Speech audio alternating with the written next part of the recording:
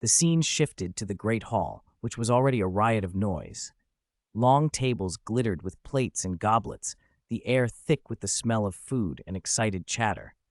But what caught everyone's eye most were the decorations. Silver and green Slytherin banners hung from the walls, and the great Slytherin serpent gleamed behind the high table. "It looks like the house cup's already in Slytherin's pocket this year," Edgar shrugged, unfazed by the sea of green. "Don't you ever look at the hourglasses. Slytherin's gems have been way ahead for ages." "I haven't gone out of my way to check," Edgar said with a lazy wave.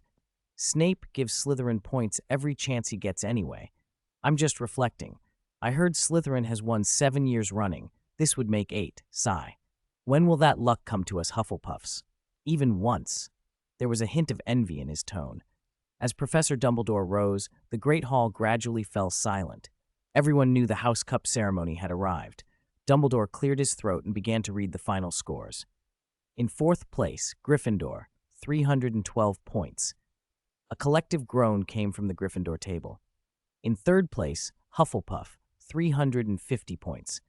The Hufflepuffs accepted their mid-table place with calm clapping. In 2nd place, Ravenclaw, 426 points. The Ravenclaws nodded. For a house devoted to learning, 2nd was respectable. In 1st place, Slytherin, 472 points. The Slytherin table exploded into cheers, applause, and whistles.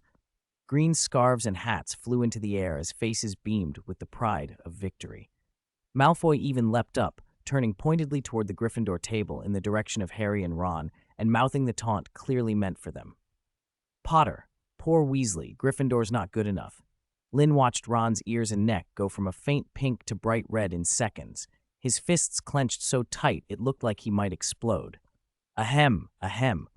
Dumbledore's voice cut through the cheering with easy authority and drew the hall to silence again. "Well done." However, his tone shifted.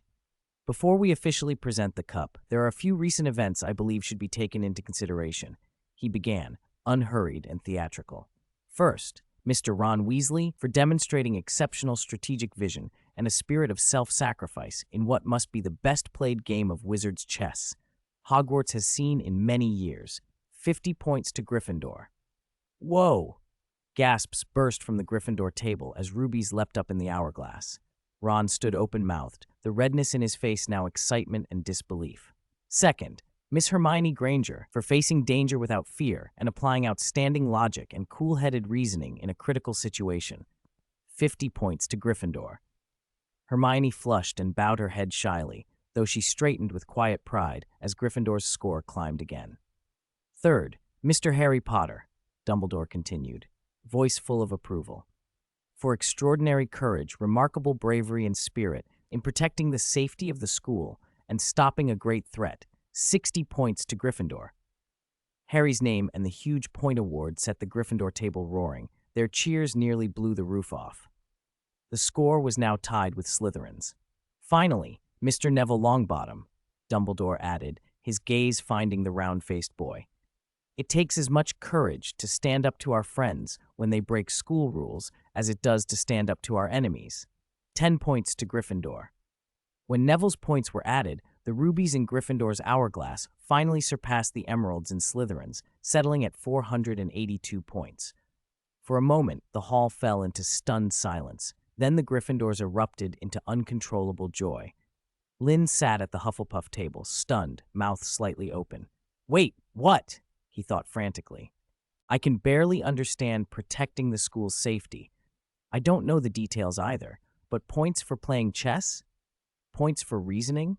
Points for stopping friends from breaking rules? You can play it like that? These reasons feel way too arbitrary. Why didn't they do this earlier? Me, the champion of the International Youth Alchemy Competition, bringing glory to the school. Wouldn't 50 points for Hufflepuff have been reasonable? And what about in the Forbidden Forest?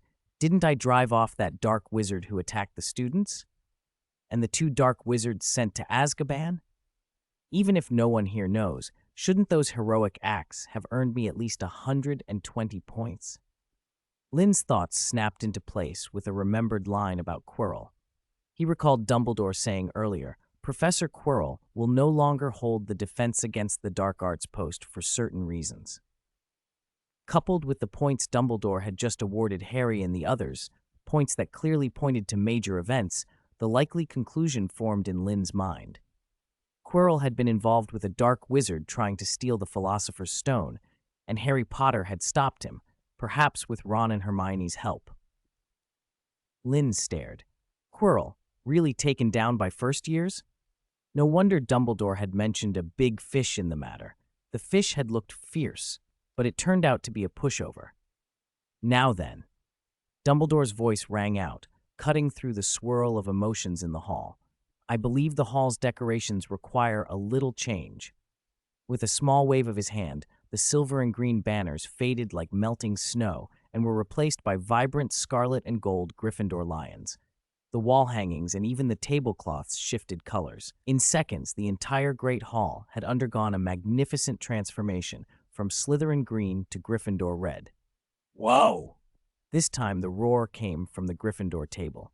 Red scarves and hats flew as students cheered and applauded their victory. Ron bounded up on the bench, finally ready to strike back.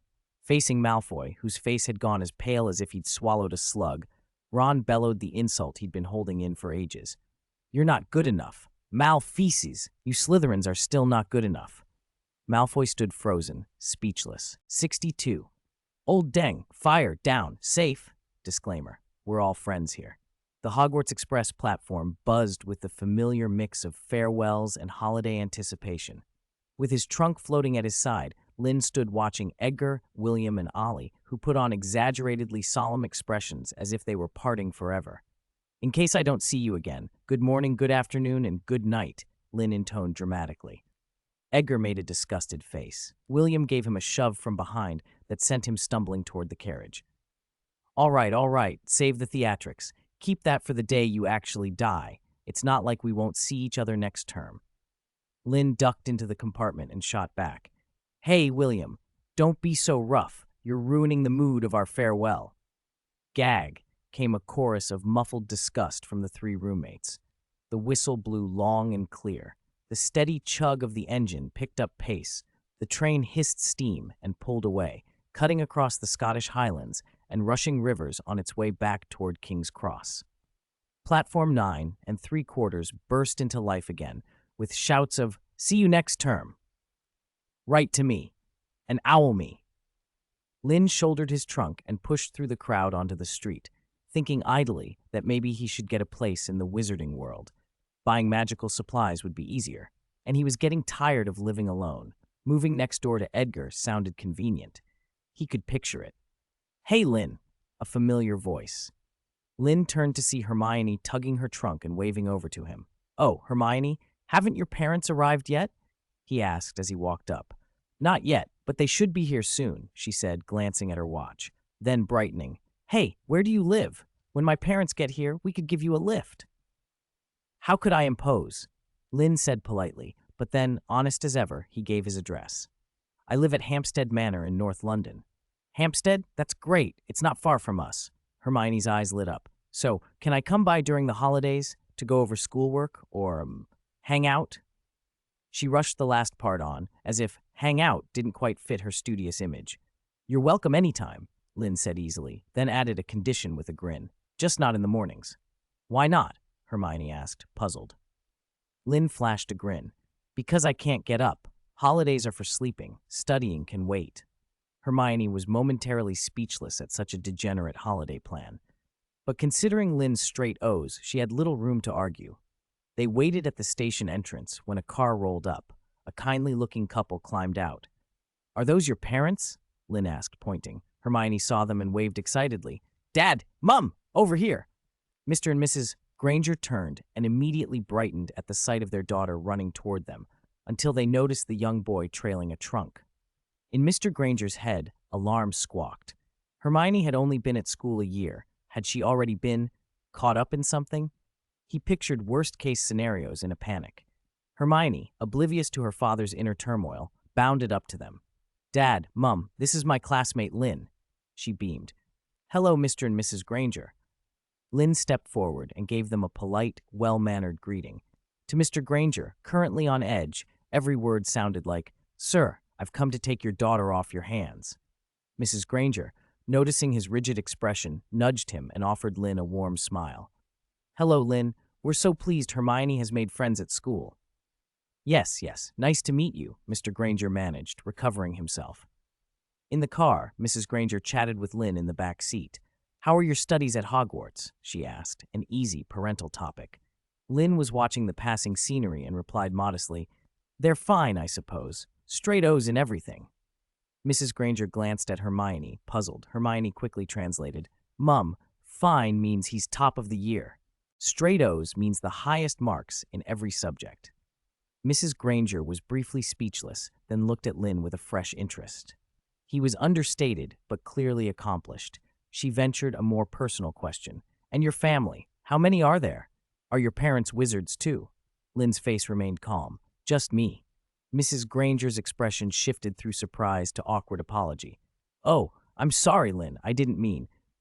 "It's all right, ma'am," Lynn said without bitterness, and a little indifference. "I'm used to it." He thought of Hermione asking the same question in the library not long after term started. Like mother, like daughter, he reflected. Before long, the car pulled smoothly up in front of a handsome detached house just off Hampstead Manor. Lynn gathered his trunk and stepped out. "Thanks for the lift," he said. "You're welcome, Lynn," Mrs. Granger replied, smiling. In the course of the drive, she'd formed a very favorable impression. A boy with excellent marks, good manners, a tendency to sleep in, and a quiet independence that tugged at the heart. "Do bring Hermione over sometimes. You're welcome anytime." "I will," Lynn said, nodding and smiling. He waved to Hermione through the car window as it pulled away, watching it disappear down the lane. 63. Visiting. On the first afternoon of the holidays, the sun shone brightly.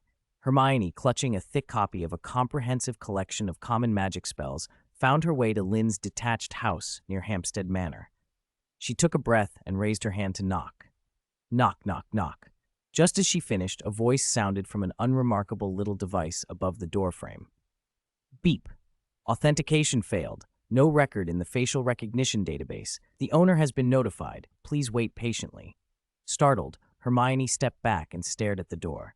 A few seconds later, the voice spoke again, a shade more pleasant. Beep. The owner has authorized access. Welcome, honored guest. Please come in. With a soft click, the lock released. Hermione pushed the door open. The entrance was neat and tidy. In the living room, Lynn sat cross-legged on the rug, absorbed in tinkering with a screen that flickered with runes and circuits.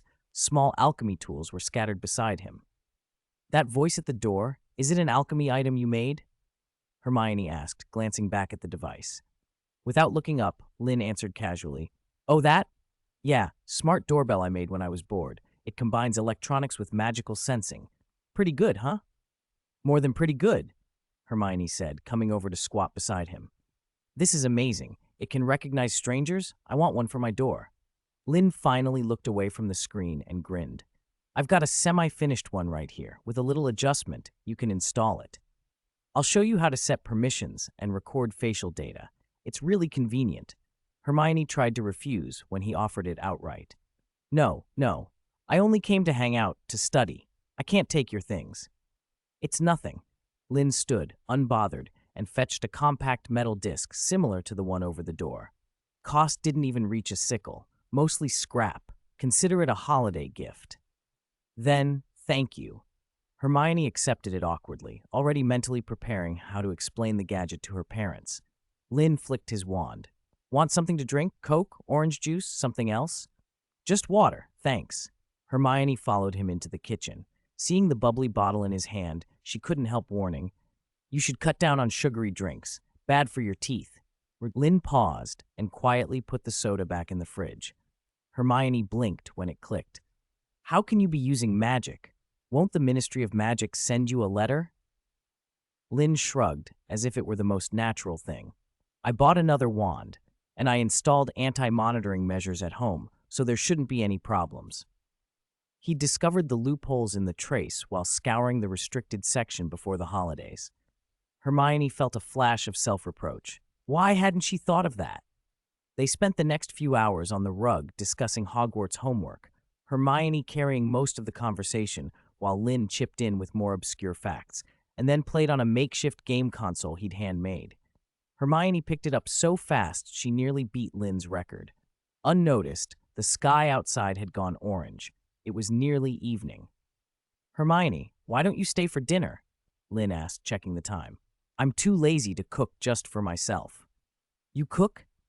Hermione's surprise was obvious. She'd assumed a boy living alone with money to spare would eat out. Lynn bristled at her disbelief. "You know nothing about the culinary dedication of Hufflepuffs. Just watch, I'll show you tonight." Inwardly, he thought about his cheat sheet. 30,000 Chinese recipes engraved, the essence of French cooking, 108 styles of home cooking, plus training aids to guarantee perfect knife skills and heat control, but he let the confidence speak for itself.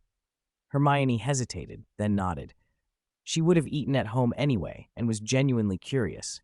She used Lynn's landline to call her parents and let them know. When she came back, he was rifling through the fridge, assessing the ingredients. "So what are you making?" "Let me see what I've got first." He pulled out prawns, steak, chicken breast, chili peppers, tomatoes, breadcrumbs, and a host of jars with various seasonings. Hermione's eyes widened as he carried ingredients to the counter.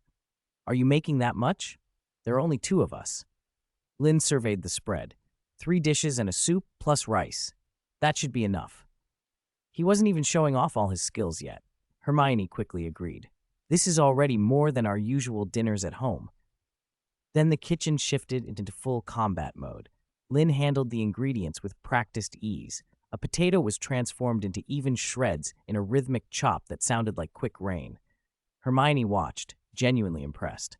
"You really do know how to cook," she said, sincere this time. "You didn't believe me before," Lynn said with a half-laugh, half-exasperated shrug as he soaked the potato shreds. Hermione rolled up her sleeves. "Anything I can do? I help my mom at home."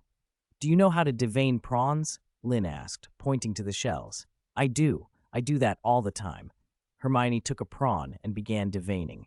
"Do you want me to wash the vegetables too?" "Sure, I'll leave that to you." Lynn took over other prep work. Soon everything was sorted into bowls.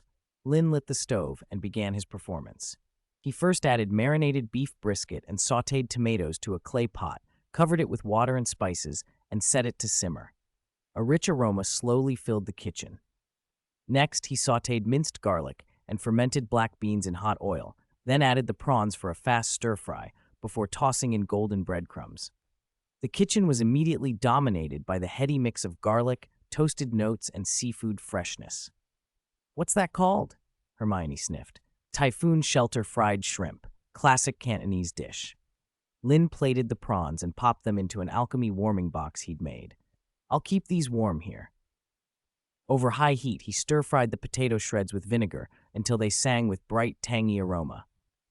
Hermione peered at the next pan when he slid a herb-marinated chicken breast into a flat pan and seared it until both sides were golden. "I know this one, herb-seared chicken breast," she proclaimed. "Exactly," Lynn said, plating it and placing it in the warming box with the shrimp. Finally, he checked the clay pot. The tomato beef brisket had stewed down to a rich broth, the beef tender, and the tomatoes almost dissolved into the soup. He turned off the heat, clapped his hands, and announced, "All done, time to eat." He arranged the dishes on the table, the glossy Typhoon Shelter shrimp, the refreshing sour and spicy potato shreds, the fragrant herb-seared chicken breast, and the big bowl of tomato beef brisket, with steaming white rice on the side. It was a dinner much more sumptuous than Hermione had expected. They sat down and began to eat. 64. Wyman also did not sleep. That night, without Hermione's visit, Lynn was enjoying a quiet dinner alone, working through a piece of dry bread. Ding! Stranger detected, unregistered facial features. Please authorize access, owner. The doorbell's chime cut through the silence and interrupted Lynn's affectionate stare-down with his bread. With a mouthful, he mumbled, "Who'd be visiting at this hour? It's the middle of the night, ruining my meal." He pulled out his phone and opened the app for the doorbell camera. The screen showed a young wizard in his 20s in formal ministry robes, standing at the door with a professional smile and a roll of parchment stamped with the ministry seal. Lynn's heart lurched. Is the ministry here for me? Had word gotten out about those two dark wizards I locked up, or about the Abraxans? He set down his chopsticks, picked up the wand he kept handy, and opened the door cautiously. Good evening, Mr. Lynn. The visitor's smile widened into full official cheer. I'm Felix, from the Ministry of Magic's Auror office. An Auror. Alarm bells went off in Lynn's head. Are they here to arrest me? Is it too late to run? He tightened his grip on the wand. Then Felix surprised him. Your doorbell is very nice. Lynn blinked. Heh, I think so too. If they'd come to arrest him, would they be commenting on the doorbell? The thought loosened Lynn's tension enough that he stepped back to invite Felix inside. Would you like something to drink? He offered with basic hospitality. Do you have any Coke? Felix rubbed his hands and smiled sheepishly. When I was at Hogwarts, a classmate brought me some once. It was wonderful. I like it a lot. A trace of nostalgia crossed his face. You have good taste. I love Coke, too. Lynn felt a sudden camaraderie and grabbed 2 chilled cans from the fridge, handing one over. By the way, is there a reason you're visiting so late? Oh, I almost forgot the main business. Felix slapped his forehead, set down the can, unfurled the parchment, cleared his throat, and adopted a formal tone like he was reading an official notice. Mr. Lynn, I have been commissioned by the Minister for Magic and the Order of Merlin Committee to formally notify you.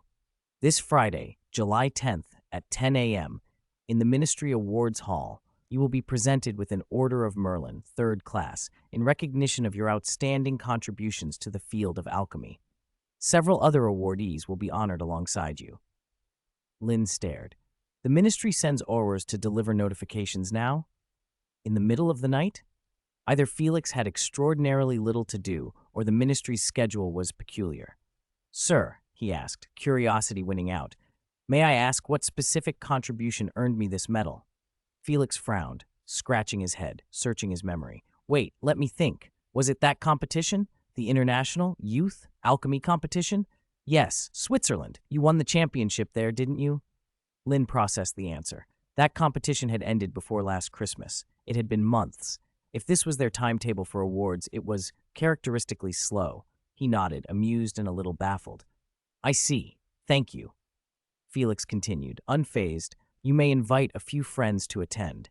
This is a copy of the formal invitation. Please pass it on.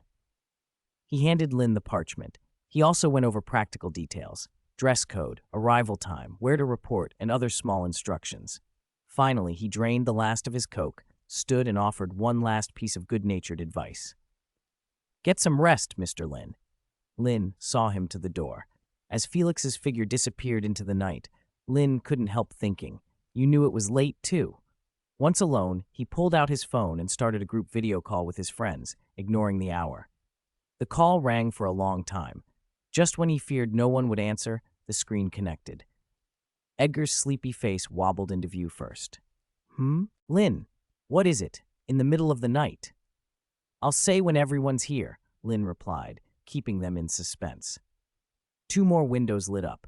William, looking grim despite not having messy hair, growled, Lynn, you'd better have a good reason for waking me at 1 in the morning, or your alchemy notes will accidentally disappear after school starts.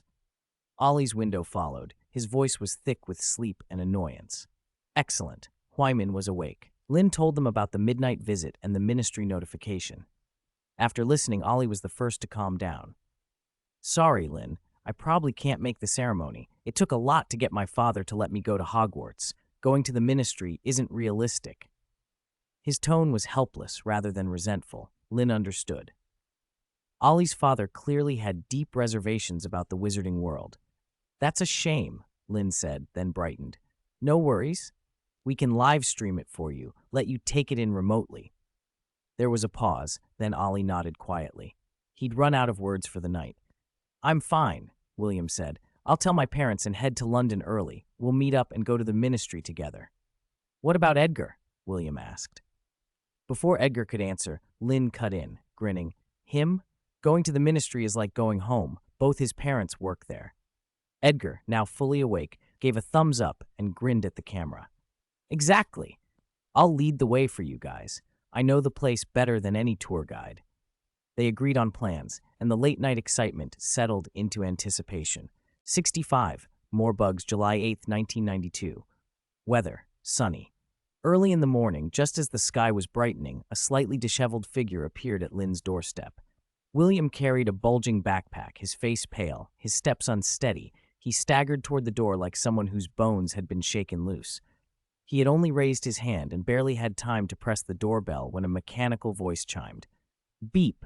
Unrecognized facial features detected. Processing. The doorbell only half rung before a click sounded and the door flew open. Lynn stood in the doorway, all energy and grin. Lynn. Blah. Seeing William like that, Lynn put on a stern expression as if scolding. Hey, William, am I really that disgusting? You want to throw up the moment you see me? William leaned against the doorframe, waving a weak hand while his stomach churned. Is this the so-called comfortable, convenient, and lightning fast thing you were bragging about on the phone yesterday? That felt like being stuffed into a high-speed rotating drum, then dragged over the rooftops of London by a grumpy erumpent for a bungee jump. William continued, sounding nauseous. Lynn showed no guilt. Comfortable? Exciting, more like super bumper cars, full immersion. You can't get this kind of travel anywhere else. I'll believe that when pigs fly. Let me in. Let me just, blah. William suppressed another wave of nausea, stumbled into the living room, and collapsed on the sofa like a sack of mud, staring at the ceiling. Lynn, if I ever believe another one of your transport recommendations, I'm a dog. After resting for a long while, William finally recovered enough to sit up. That's when he saw Lynn pull out a modified broomstick. You're sure we're getting to Edgar's on this? William asked, resistance in his voice. Can't we use something gentler? The flu network? Normal transport? Lynn patted the broom seat confidently. The flu requires going to a specific fireplace. What a hassle. This is faster. Don't worry, my broom skills are top-notch. Smooth and swift, I guarantee it. William sneered. Would you like to try that comfortable thing again? I can call one right now. At the memory of the previous nightmare, William shuddered and shook his head like a rattle. No, the broom. Fine, the broom is great. Choosing the lesser of two evils, he trusted Lynn. After all, Lynn had once chased a train on a broom. Up in the London suburbs, if any muggle had been peering through high-powered binoculars, they would have been horrified. A broomstick streaked across the sky far faster than any car. Two boys clung to it, one pale and clutching the other's robes. Fortunately, Lynn remembered to activate an extra disillusionment charm and a shielding charm, preventing a rash of UFO reports. In less than an hour, they'd crossed a long distance and arrived near the Burns family home in Yorkshire. Edgar's house was a two-story detached place with British country charm. Red brick walls, lush green vines, warm and inviting. Lynn knocked loudly without ceremony. Edgar, open up! Your best bras are here. The door opened almost immediately. Edgar shuffled to the doorway with messy hair, still in pajamas. You guys, why are you here so early? What time is it? He yawned huge, then noticed William's pale face. William? You okay? Why do you look so sick? William waved him off. He didn't want to relive the journey. Edgar moved aside to let them in and scratched his head. Were you serious about what you said on the phone? You actually planning to buy a house near us? Yeah, Lynn said heavily, collapsing onto the living room sofa. A wizard should have a wizard's lifestyle. Edgar handed him a glass of water. Then you should be prepared for a major financial hit.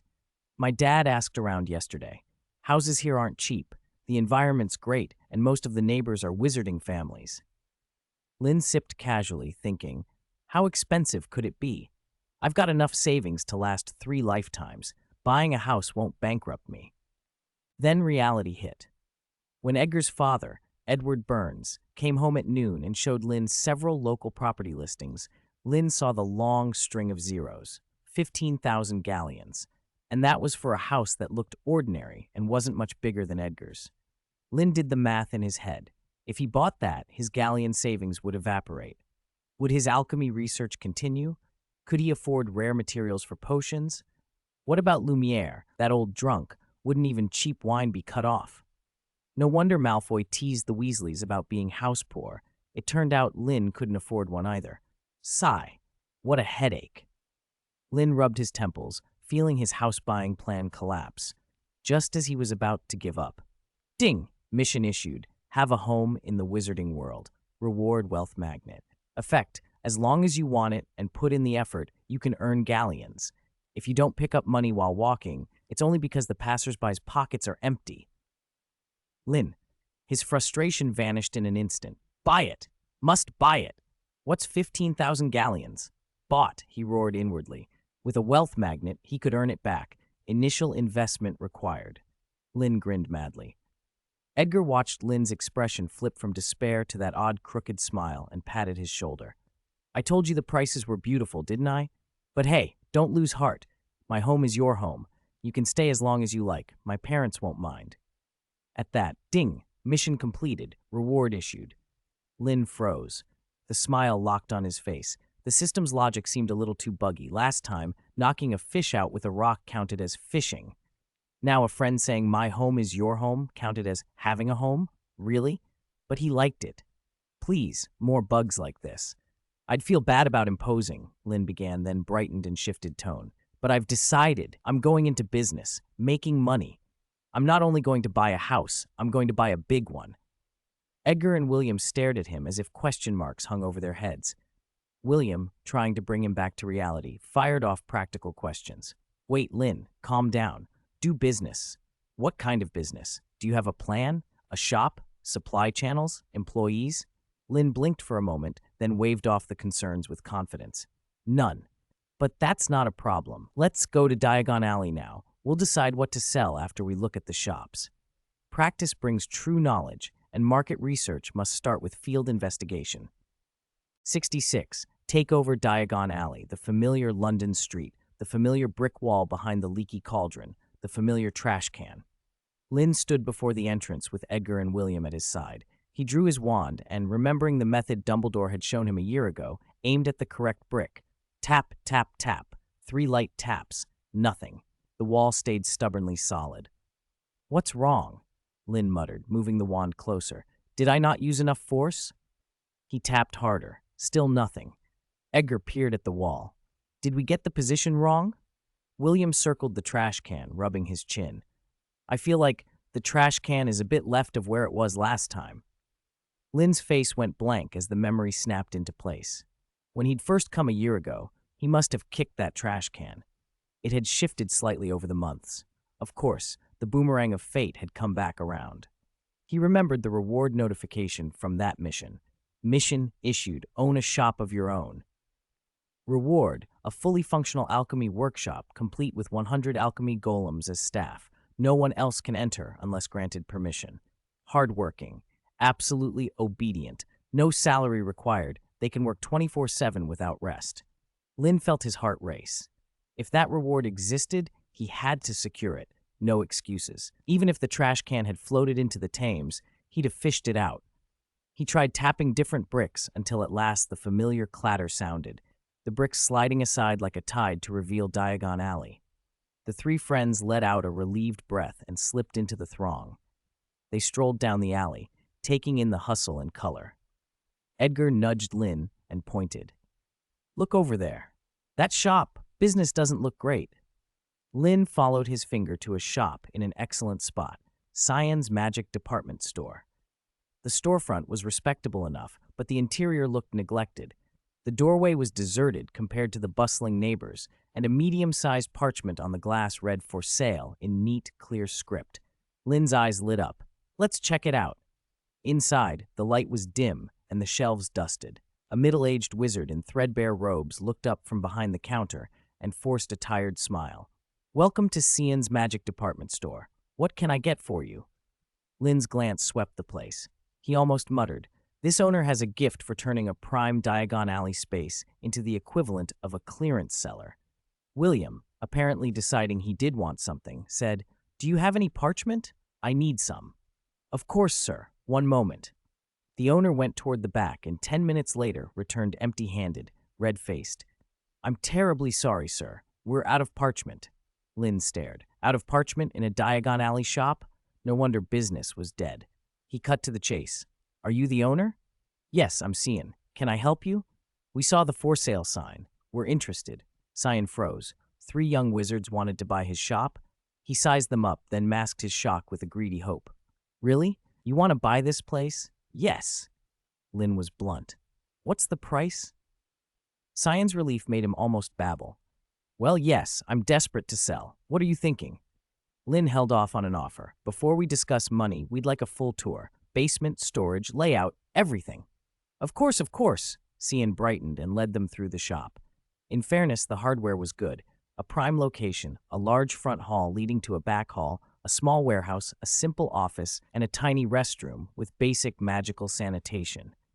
Everything a shop needed was there. That didn't mean Lynn was going to give him a good review. He criticized everything with surgical precision.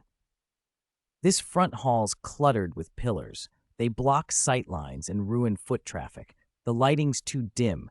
Customers will feel cramped the moment they walk in. The decor looks like it's been frozen in time for decades. You'll need extensive renovation. The back storage is a mess. Mold in the corners. How much will cleaning cost? And this restroom, is that flush button antique? It's practically worn smooth. Is it even usable? Cyan's good mood drained fast. He wanted to curse the boy into silence with a quick langlock, but the thought of finally handing the place off kept him from losing control.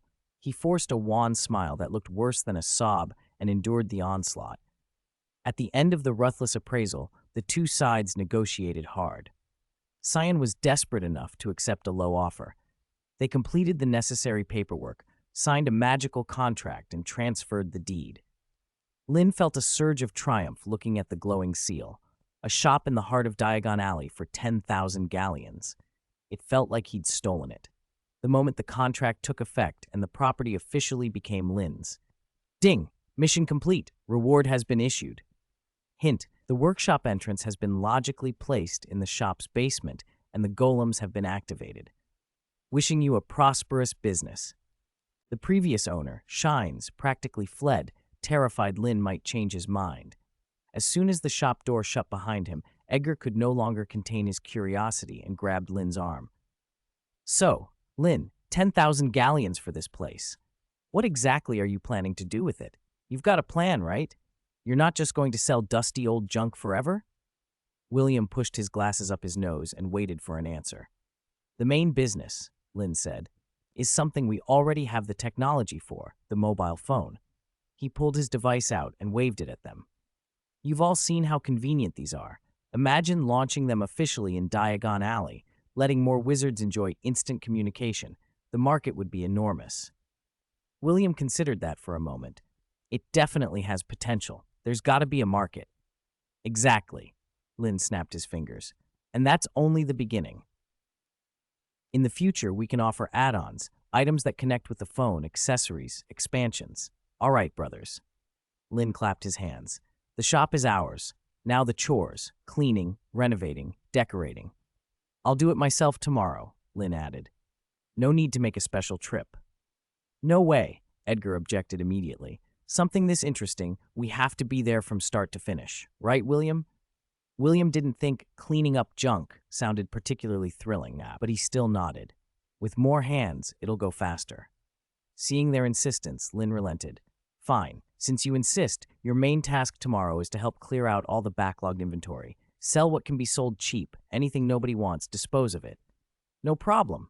Leave it to us, Edgar said. What about today? William asked. Today? Lynn stretched. Go home. It's nearly evening. Do you really want to sleep on dusty shelves? Edgar yawned. Nonsense. We're staying. This shop needs us.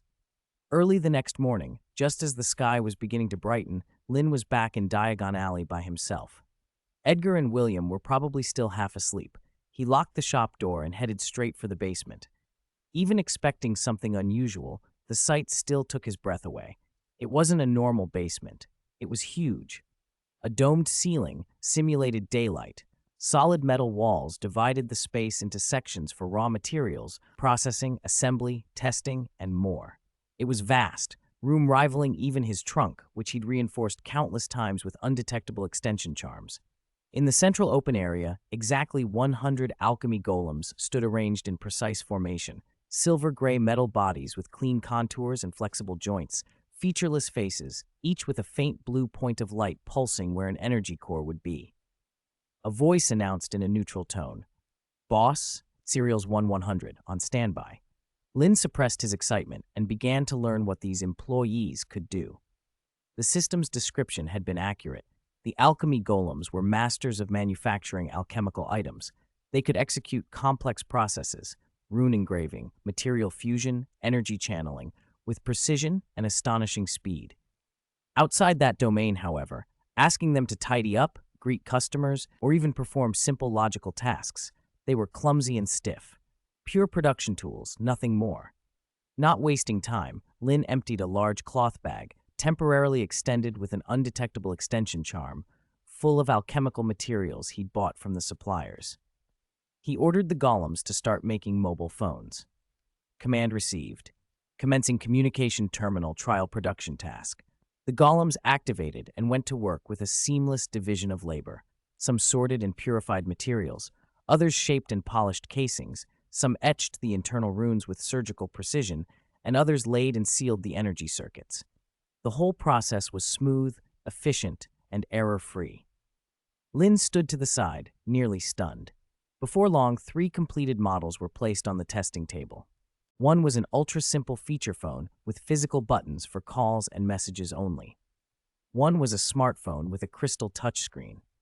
The third was a limited luxury edition, precious wood inlaid with gemstones, identical in function to the smartphone but designed to be a status piece. Lynn had also built in an anti-tampering self-destruct mechanism. Any unauthorized disassembly would trigger a rapid melting of internal precision structures, an energy burst to erase critical traces, and leave nothing but a harmless-looking brick. No matter how talented, an alchemy master couldn't reverse engineer the secrets out of the wreckage. If someone somehow managed it anyway, well, they'd have earned it. Not long after, Edgar and William appeared, bleary-eyed but on time. Edgar rubbed his eyes. "Lynn, you're here too early. I'm still hearing my pillow calling." "I couldn't sleep," Lynn admitted, grinning. "Just thinking about the galleons clinking into my Gringotts vault had me tossing and turning all night." William smirked at Lynn's enthusiasm. "Where's the lofty vision of an alchemy competition champion now?" "Heh, a vision doesn't pay the rent like galleons do." They set to work. Edgar sorted items on the shelves, muttering the whole time. "This beauty potion is 10 years past its prime. Who'd put this on their face? Is this broomstick servicing kit oil? It's practically glue." William cataloged and priced what might still sell and used cleaning charms on anything salvageable to make it presentable.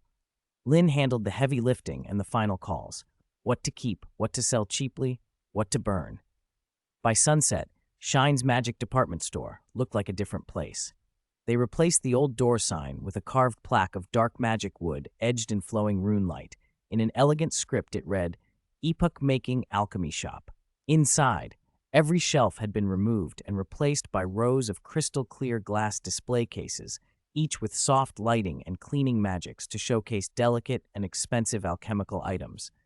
The cramped clutter had been transformed into airy, bright space. The floor gleamed, and the walls were repainted in a minimalist style.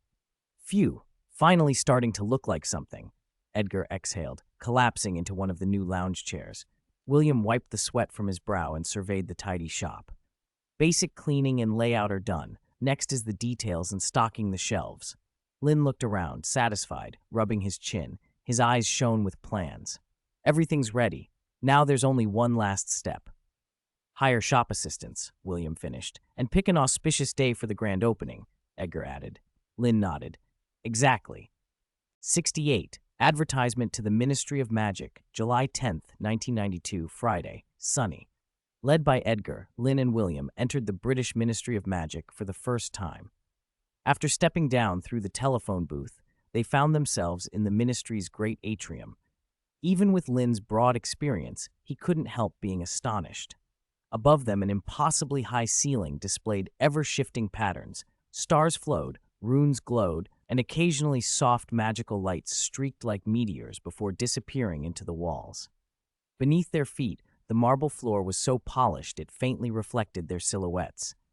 On either side of the long corridor rose dark stone walls several stories high, built from smooth, polished blocks. Embedded in those walls were dozens of fireplaces carved with runes, forming a vast flue network hub. Every few seconds, a fireplace would erupt in green flames with a whoosh, and a wizard in robes would step out and hurry into the crowd. Beyond the corridor lay an even grander circular atrium where giant golden statues stood around the fountain of magical brethren. It was almost time for the award ceremony. Guided by Edgar's father, they reached the hall where the Order of Merlin ceremony was to be held. The audience seats gradually filled. Soon, a dozen or so grave-looking wizards entered in single file and took their places at the front.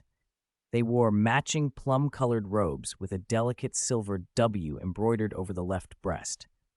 Walking at the head of the group was Albus Dumbledore, today in rare moon-white robes. As the members of the Wizengamot sat, the hall fell silent. Dumbledore mounted the podium, his voice carried clearly through the room. "Ladies and gentlemen, colleagues, welcome to this year's Order of Merlin award ceremony." Then he launched into a long speech that, to Lynn, felt never-ending. He reviewed the Order's history, emphasized unity and cooperation in the wizarding world, spoke of the bright future of magical civilization, and urged the young wizards present to cherish time, be brave in exploration, and contribute to the progress of the magical world. It was earnest, lofty, and by the third paragraph, a little soporific. Lynn shifted in his seat and whispered to Edgar and William beside him. "First time I've ever found Professor Dumbledore this talkative. Who wrote this? It's so wordy." "I'm about to fall asleep," Edgar muttered, stifling a yawn. William agreed briefly. Ollie inside the mobile phone also bobbed his head in a little digital nod. At last, amid warm applause, Dumbledore finished and handed the podium to Cornelius Fudge. Only then did Lynn realize that this was the Minister for Magic he had met once before in Dumbledore's office. Fudge's face glowed with official pride as he began to read the list of awardees. First up were the recipients of the Order of Merlin, 3rd class. "Mr. Mead Mingsy," Fudge announced. A somewhat shy, middle-aged wizard walked to the stage. In recognition of his bravery in Surrey, saving an innocent muggle child from a rampaging werewolf, thereby demonstrating the responsibility and courage expected of a wizard. Applause. The sash was placed, the medal pinned, the photograph taken. Next, Mr. Lurin Miming. In recognition of his successful improvement of the cheering potion's formula, significantly reducing side effects and improving safety, making an outstanding contribution to magical medicine. More applause, more ceremony. Then, next, Mr. Lynn. Hearing his name, Lynn straightened his robes and walked calmly onto the stage. A wizard in formal wear draped a white sash, the symbol of the Order of Merlin, 3rd class, across his chest. Minister Fudge pinned a medal engraved with Merlin's profile onto the sash. Lynn smiled for the photographs and then stepped down from the podium. He barely paid attention to the rest of the awards. His mind had already wandered. No sooner had the ceremony officially ended than reporters who had been waiting surged forward, surrounding the winners, especially the youngest one, Lynn. Quick quotes, quills jabbed like spears, enchanted cameras clicked and flashed. "Mr. Lynn, congratulations! As one of the youngest recipients of the Order of Merlin, 3rd class in history, how do you feel right now?" one reporter called. Lynn had his prepared answer ready. With a modest smile, he began, "I'm very grateful to the Order of Merlin and the Ministry of Magic for this honor. First, I want to thank Hogwarts, thank Professor Dumbledore, the alchemy competition, and, of course, I also want to thank." The reporter, clearly hunting for something more sensational, rolled his eyes and switched tack. "Mr. Lynn, some people have questioned whether that alchemical device you showed, this mobile phone, is just a flashy novelty with little practical value. What do you say to that?" Lynn didn't bristle. His eyes lit up. This was an opportunity he hadn't expected. An advertisement shot through with the prestige of his award. He made a quick decision, pulled the sleek mobile phone from his inner robe pocket, and held it up for everyone to see. He raised his voice so even the back rows could hear. "What an excellent question. Let me show you." He turned the device so it caught the light. "Look at these smooth lines, this exquisite finish. Those are only its most superficial attributes." Then he demonstrated. Its true value is its revolutionary instant communication capability. No matter how far apart you are, you can call family and friends clearly, transmit messages instantly. It's epoch-making convenience. Imagine being able to reach someone across the country in an instant without relying on owls or the flu. He paused, letting the reporter's attention sharpen, and then leaned into the moment. Many of you are probably wondering right now, where can such a novel, practical, and revolutionary product be purchased? A suitably caught-up reporter supplied the cue. Yes, where can we buy one? Right in Diagon Alley, Lynn announced with a grin. At the newly opened epoch-making alchemy shop. It will open soon. We welcome everyone to come by. The first batch is limited. Silence held for a heartbeat. Then the room erupted into questions. Pencils scratched, quills scribbled. No one had expected a full-blown advertisement to follow such a solemn ceremony. Lynn watched the flurry with satisfaction. Medal, check. Free publicity, double check. This trip to the Ministry of Magic had achieved 2 goals at once. P.S. Thank you all for the gifts. Also, please leave 5-star reviews. Or 2. 69. Malfoy Estate, Diagon Alley was washed in sunlight, and the crowds instinctively slowed as they passed Lynn's shop, peering in. Epoch-making alchemy shop. Its sign was scrawled in flowing runes. Through the display window, a number of exquisitely crafted items shone under the interior lights. The most eye-catching were those flat squares everyone called mobile phones. The shop's front door, however, remained firmly shut. A simple sign hung on it, under preparation. Please stay tuned. I don't get it, a witch in a pointed hat muttered to her companion. The shelves are full. Why won't they open? Is the owner holding out on galleons? Her companion, a plump wizard, shrugged. Who knows? I hear the shopkeeper's a genius. Maybe geniuses have odd tempers. Inside, Lynn sat bored on a high stool, his fingers tapping the glass counter without thinking. 2 alchemy golems behind him sorted the shelves in silence, arranging every item with mechanical care. Only a fool wouldn't want to make money, he sighed. The truth wasn't reluctance, it was the supply. He was stuck at the most basic problem, finding a stable source of raw materials that met his standards. His demands were exacting. Ordinary mithril and dragon nerve fiber simply wouldn't do for epoch-making products. He'd reached out to several so-called reputable suppliers, but the quality was inconsistent or the output couldn't meet production needs. He'd even hired 2 shop assistants through the daily profit. Now they sat at home collecting generous on-call salaries. Sigh. You can't make bricks without straw. Lynn stood and dusted off his robes, though there was little dust to remove. Today looked like another day without progress. He might as well go tinker in the alchemy workshop or play with his pets. He waved at the golems. Watch the shop. The golems bowed in perfect unison. Lynn pushed open the back door and was halfway out when a slightly urgent voice called, Lynn! Lynn! He turned to see Draco Malfoy jogging up. Malfoy? Lynn blinked. Draco had bought a broom from him last semester. What else could bring the boy to his shop? Is something wrong? Did the broom break? Draco hastily shook his head, trying for a sincere expression. No, the broom's fine. I'm inviting you to my home. He looked as if he thought that sounded inadequate and hurried on, lowering his voice. My father, Mr. Lucius Malfoy, wants to meet you. To your home as a guest? Lynn's mind did quick sums.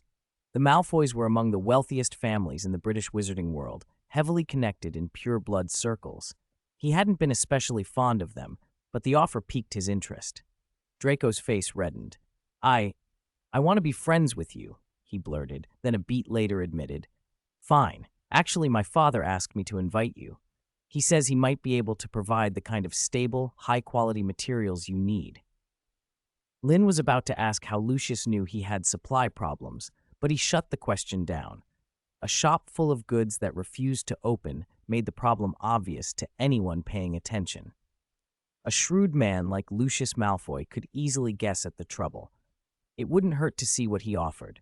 If there was a deal to be made, the Malfoys' gut resources and channels would be more useful than Lynn running in circles. All right, Lynn said with a smile. Tell him I appreciate the invitation. How about the day after tomorrow? I'm free then. Draco visibly relaxed. Great, I'll tell my father right away. He turned as if he had completed a major mission, waved once over his shoulder, and hurried away. On the appointed day, Lynn stood before his full-length mirror and smoothed his robes. He had chosen a deep green robe of very fine cloth, the cuffs and lining embroidered with subtle silver vinework. The fabric caught the light with a faint sheen, expensive enough to be noticed without ostentation. First impressions mattered with a family like the Malfoys. If there was to be cooperation, he couldn't appear shabby. He'd even rented a thestral-drawn carriage rather than take the night bus or apparition. Prestige, no matter how small, mattered. The carriage rolled toward Wiltshire, and Malfoy Manor rose from the surrounding estate ahead, a stately house in the style of a 17th-century French chateau. As the carriage drew up, Lynn saw a tall figure already standing at the main entrance. Lucius Malfoy awaited them, perfectly tailored black robes, a snakehead cane in hand, long hair laid with care over his shoulders. Lynn stepped lightly from the carriage and inclined his head. "I'm sorry to have kept you waiting, Mr. Malfoy." Lucius took a step forward, expression composed. "When it comes to friends, patience is our custom, Mr. Lynn." His gaze briefly traveled over Lynn's carriage and attire, and his tone softened almost imperceptibly. "Besides, I only just arrived." Whether true or not, Lynn felt a small flush of satisfaction. He returned Lucius's measured smile. "It's an honor. Please come inside," Lucius said with an elegant gesture. "Draco is waiting." He turned and led the way into the manor. 70. How could I possibly accept that? The dining room of Malfoy Manor was all solemn luxury and carved wood, but the mood inside was oddly discordant. At the long table, Lynn and Lucius Malfoy sat facing one another at the head. Narcissa sat beside her husband, poised as always, though a faint furrow of unease tugged at her brow. Draco perched diagonally across from Lynn, his face flushing from pale to green and back, eyes darting as if he could shrink into his chair and disappear. Everyone's attention was fixed on the center of the table, where the main course had been theatrically set down. It was a truly horrifying pie. The crust was blackened and brittle, nearly carbonized, its edges curling up like the wings of something burnt. From the center, several whole sardines had been stuck into the filling at an absurd angle, heads and tails intact, the fish pointed rigidly upward. Their glassy eyes stared blankly at the chandelier. A faint haze of burned pastry, fish, and an indefinable spice leaked from the seams. Lynn stared at the thing and said nothing. "Mr. Malfoy," he finally ventured, pointing at the pie, "forgive my ignorance, but is this meant to be eaten?" Lucius's Adam's apple bobbed. His fingers tightened on the snake-headed cane until his knuckles showed white. He had survived far worse indignities. He had faced the Dark Lord's temper, but he had never wanted a crack in the floor to open up and swallow him more. Clearing his throat, he tried to recover his composure. "Ahem, an oversight," he said, attempting to sound light. "How had it come to this? To understand, you had to rewind to the earlier conversation in the sitting room." Lucius had taken an elegant sip of black tea and launched into the careful social pleasantries that smoothed the way for deal-making. "Mr. Lynn," he said, "to have achieved so much in alchemy at such a young age is most impressive. Tell me, what are your hobbies? What cultivated such an exceptional wizard?" Lynn cradled his teacup and considered the question. "Hobbies, cooking, studying all sorts of magic, even those unforg." He cut himself off before the words unforgivable curses slipped out. With a neutral expression, he amended, "Just cooking." The older Malfoy choked a little and bowed his head to hide it. Did he just say unforgivable curses? He must have meant it. Lucius's mind scrambled to connect this new hobby to his household. "Cooking," he repeated, then forced a smile. "Mr. Lynn is quite an exceptional Hufflepuff who enjoys life's finer things." He glanced at his son with instant calculation. "How fortunate. Draco also has an interest in cooking." Draco snorted, incredulous and mortified. "Me?" He shot his father a look that screamed gay. "You must be joking." Lynn gave Draco a speculative once-over. He didn't believe the claim for a second. "Really?" Lynn asked, the skepticism thick in his voice. "Absolutely," Lucius said, eager to prove Malfoy hospitality could meet this talented youth. He hadn't expected cooking to be difficult. "Draco, show our guest your skills." Draco's face fell. Under his father's expectant gaze, he rose stiffly and shuffled out of the room toward the one place of his life he'd never mastered, the kitchen. There followed the terrified screams of house elves, an officious flurry of pans and knives, and a sequence of unfortunate experiments.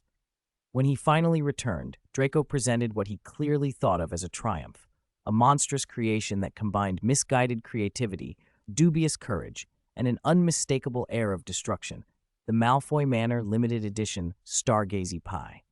And so everyone sat in awkward silence around the table, eyeing the death gaze pie as if it might suddenly bite. Thankfully, there were other dishes to eat, and the rest of the meal passed without culinary catastrophe. After lunch, Lucius escorted Lynn to his study.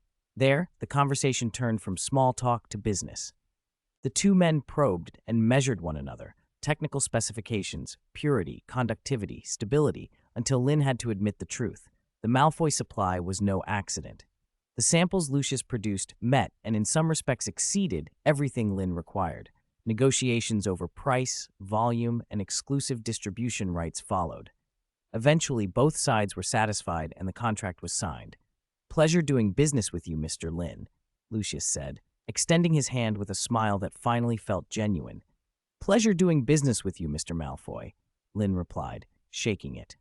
The deal meant that his shop, Alchemy Age, could escape its material shortage and finally set sail. Lucius clapped once, and a house elf appeared to present a gift roughly the size of a watermelon, its shell shimmering pearly. "A token to celebrate the success of our agreement. I hope you like it," Lucius said, handing it to Lynn. Lynn examined the object intently. Despite his experience, a flicker of surprise crossed his face. "Is this a dragon egg?" "It is," Lucius confirmed. "An Antipodian opali egg from a Romanian sanctuary, carefully selected, full of vitality. All breeding procedures have been followed. It's fully compliant with the international appendices of the ban on experimental breeding. You may raise it without concern." He produced a thick sheaf of stamped ministry documents from his desk drawer and handed them to Lynn as proof. The gift was substantial, perhaps extravagant. Lynn took the egg and the papers, mentally planning a corner of his trunk where such a thing might be kept. He also felt the familiar pressure of reciprocity. He couldn't look ungrateful.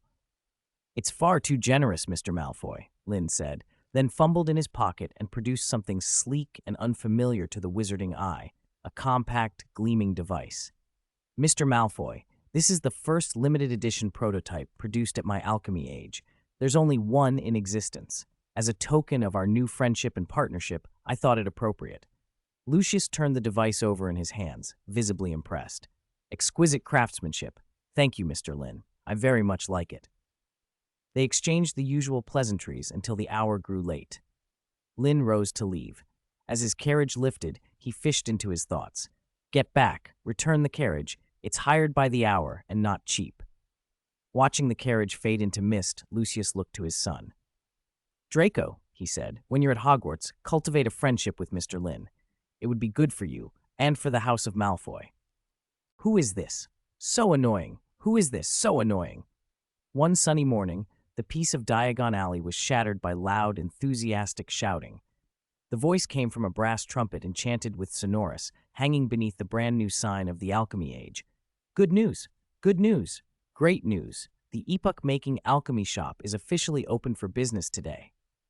From the speaker came the punchy advertising lines Lynn had pre-recorded, delivered in a brisk rhythm that hit every pain point. "Our shop's flagship product, the epoch-making mobile phone, lets you communicate instantly across any distance. Still worried about slow replies to letters? Owls too sluggish? Two-way mirrors too expensive? Send with a click. Get an instant reply. Can't play music whenever you want? Want to hear the magical Potboils March or Banshee Whale Rock on the go? With a built-in music player, listen anytime, anywhere. Regret not being able to keep precious images? Graduation day? Quidditch wins? Moments with friends? High-definition camera function, perfect recording, treasured forever. Here, none of those are problems. The epoch-making mobile phone. Not $9,999, not $999, just 199.9 galleons. Take the epoch-making phone home today. The first 100 customers will receive a variety of practical small gifts. First come, first served. The straightforward, seductive spiel landed like a bomb in Diagon Alley. Wizards and witches swarmed the shop from all directions, curiosity and doubt mixing with excitement. The entrance filled instantly. Cloaked figures of every color jostled and squeezed through the door, afraid they'd miss this epoch-making product. "Don't push, one at a time. Let me in, I want 3. Is the camera really that good?" Inside, Ally, one of the employees Lynn had hired, a young witch with brown curly hair, had at last traded lazy on-call days for frantic work. She stood behind the counter, cheeks flushed, hurriedly counting galleons and answering questions between customers. Sweat beaded on her forehead. Lynn sat in a corner a little farther away, watching the booming sales with satisfaction. Work hard, Allie. After this month, I'll give you a raise. Okay, boss.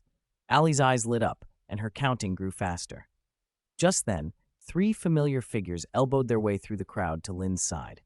His roommates William, Edgar, and Ollie, who had finally managed to get their father's permission to come out. Edgar gaped.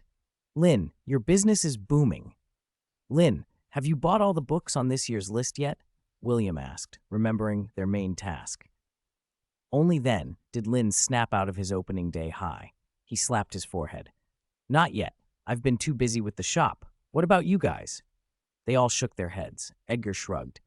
My parents said I should buy them myself. Ollie murmured. I was just allowed out. There's no time like the present. Allie can mind the shop. Come on, we're going to flourish in blots. They agreed and began the difficult task of wriggling through the mass of shoppers. Man, so many people. Galleons are just pouring in. You've hit the jackpot. From now on, call me CEO Lynn. As they neared Flourish and Blots, they stopped in their tracks. The bookshop entrance was a sea of people, almost entirely chattering, swooning witches, young girls, housewives, all wearing that fanatic gleam, completely blocking the doorway. A huge banner hung above the crowd with a photo and the words, Gilderoy Lockhart Book Signing. Meet the legend. What's going on? Why are there so many people at the bookstore today? And why are they all witches? Edgar craned his neck, bewildered. Lynn squinted toward the front. There's a particularly flashy fellow up there. Who is that? So ostentatious. Ollie and Edgar shook their heads. No idea. Before Lynn could reply, a familiar voice piped up beside him. You don't know? Gilderoy Lockhart, famous author, honorary member of the Dark Force Defense League, 5-time winner of Witch Weekly's Most Charming Smile Award. He's doing a signing today. Hermione Granger stood clutching a stack of Lockhart's works, her face flushed with excitement as she rattled off the facts. Hermione, what a coincidence. Are you here to buy books too? Lynn called. Humph, she said, half teasing. Someone's been so busy opening a shop they're as hard to find as a dragon. I can't believe I can't even find anyone to talk to. If I'm any later, Lockhart will have gone, and I won't have an autograph. She glanced anxiously toward the center of the crowd. We should get our books quickly. They managed to buy the whole stack of Lockhart's books on the list and squeezed out the shop's back door, hefting the weighty volumes. Edgar couldn't help complaining. Wow, so many Defense Against the Dark Arts books this year, and all by Gilderoy Lockhart. Lynn, compared to him, you're nothing as a CEO. He's making a killing. How can I compete? He's a marketing genius. Lynn unconsciously pointed toward Lockhart on the stage. It was an innocent gesture, except that Lockhart, ever the showman, noticed. Lynn, the shout came from the stage. Lynn turned and met Harry Potter's exasperated why me look from the crowd. Harry had clearly seen him too. His eyes seemed to plead, save me. Lynn's stomach dropped. Guys, I have a bad feeling about this. His bad feeling came true in a heartbeat. Lockhart followed Harry's gaze and locked on Lynn. Look who I've found, he cried, drawing every witch and wizard's attention. It's Lynn, the youngest recipient of the Order of Merlin in our British wizarding world. I didn't expect such a fan. Lynn opened his mouth in astonishment. I didn't. Don't make that up. Before he could protest, Lockhart had leapt down from the stage, grabbed Lynn by the wrist, and dragged him up in front of the crowd. Lynn tried to yank free, but Lockhart's grip was unnaturally strong. In a setting like this, a struggle would only lead to a Daily Prophet headline, Genius Youth Lynn Assaults Literary Great. And Harry? Where had he gone? Lynn scanned the chaotic crowd and realized Harry had already slipped away. He ran. Harry Potter, I'll remember you. Mr. Lynn, can you tell us how you became a fan of mine? Lockhart asked, all smiles and flourish. That's not it. Aren't these the textbooks you assigned? Lynn started. Look. Lockhart boomed before Lynn could finish. He swept his arm theatrically for effect. Mr. Lynn brings exciting news. As you all know, I, Gilderoy Lockhart, will be serving as the professor for Defense Against the Dark Arts at Hogwarts this year. The crowd erupted with deafening cheers and applause. Lockhart basked in it and kept up the performance. So, dear Lynn, what do you think my teaching will bring to Hogwarts? Hi, Lynn began. He had meant to mutter, high textbook fees, a grudging complaint straight from the heart. Instead, the words tumbled out, high morale, and a never-say-die spirit. Well said, Lynn. Exactly the precious quality I will instill in my students. Lockhart blustered on. Lynn's patience snapped. From his sleeve, a small concealed object slid out silently. He activated it. A nasty little jinx, a diarrhea curse, shot out and struck Lockhart square in the lower back.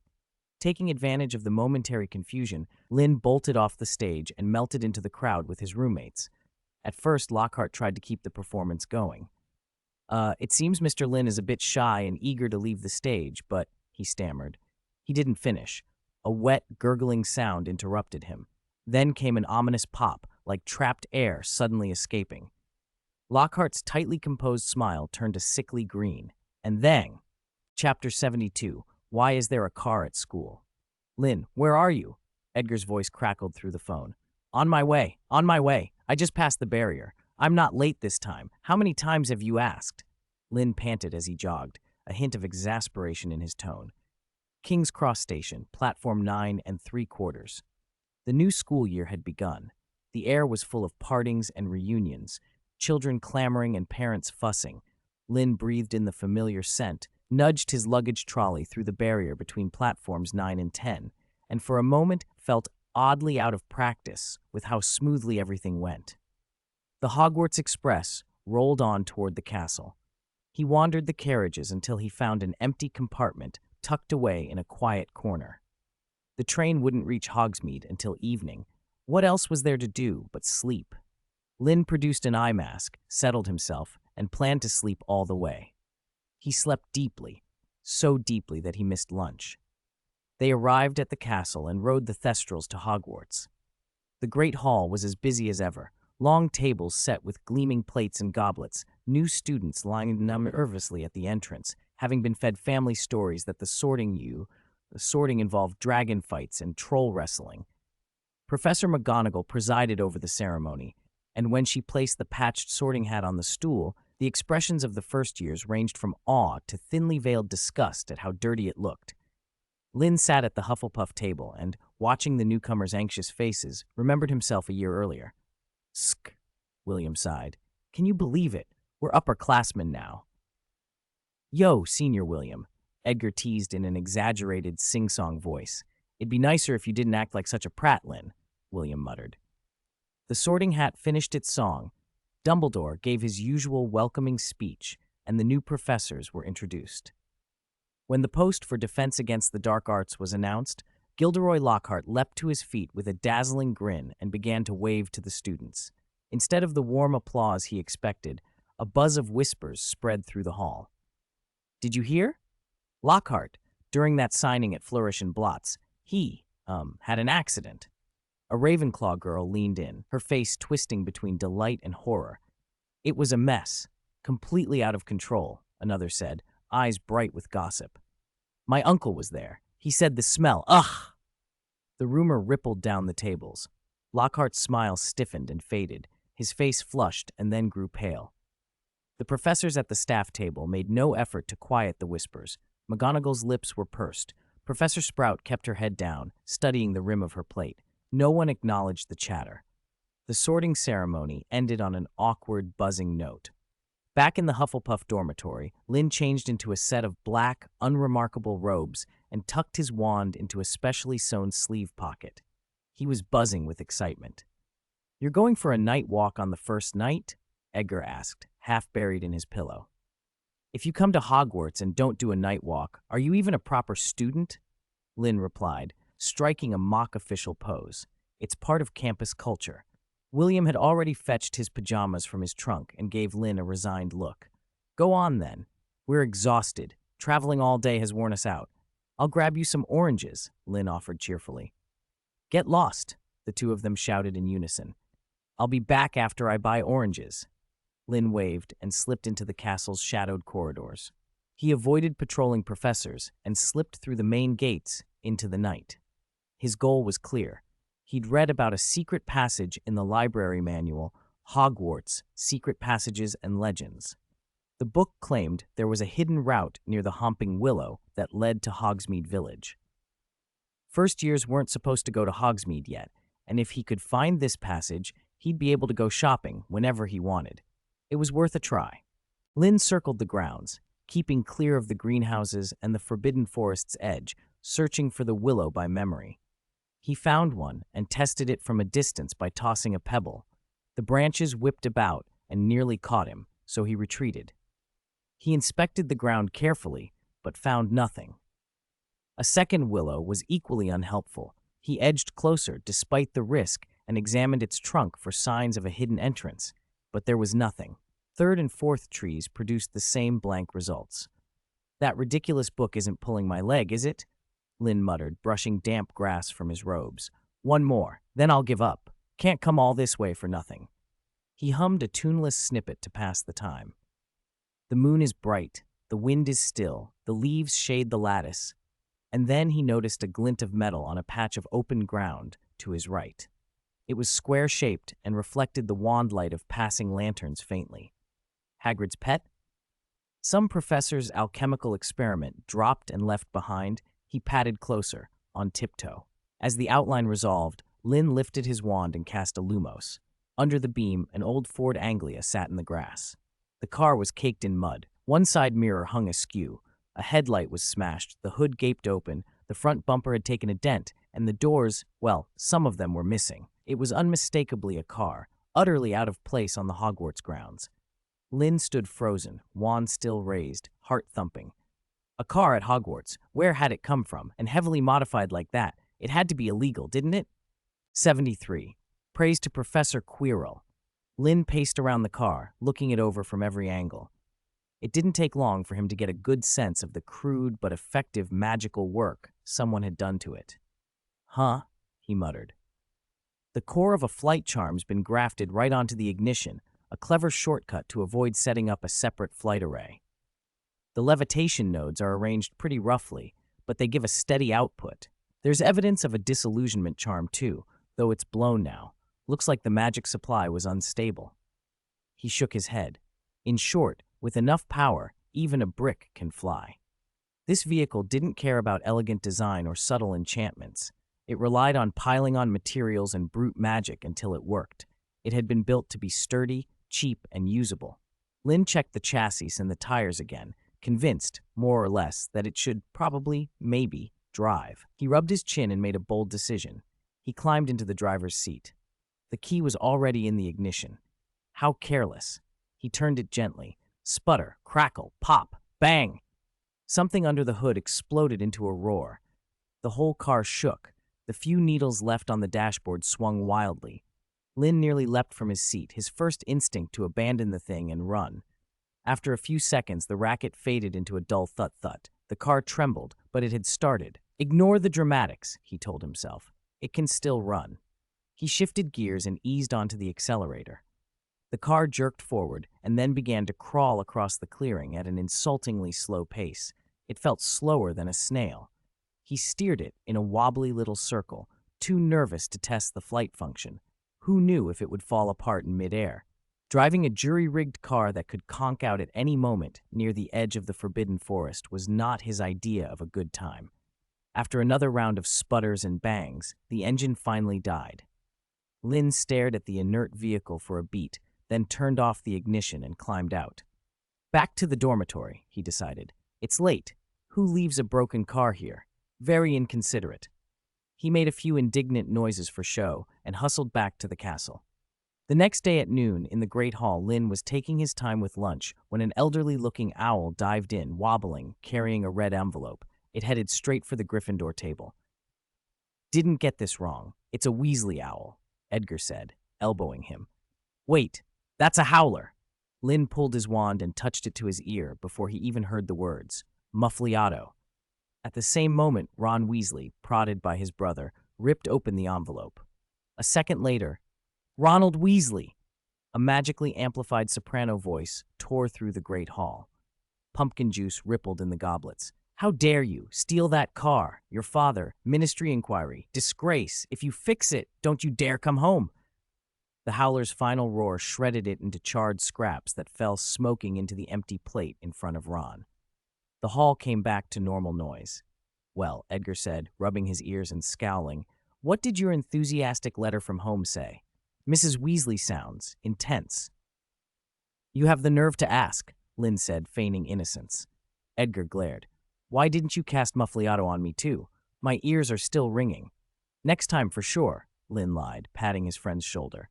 So what happened? Edgar, still pleased with himself, recounted the gossip.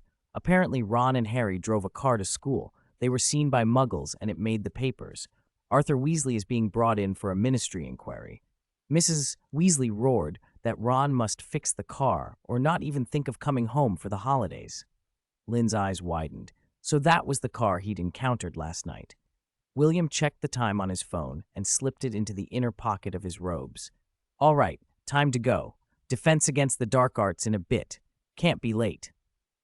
Edgar pushed back his half-eaten pumpkin pasty and groaned. I'm curious to see what earth-shattering skills our new professor will teach us first.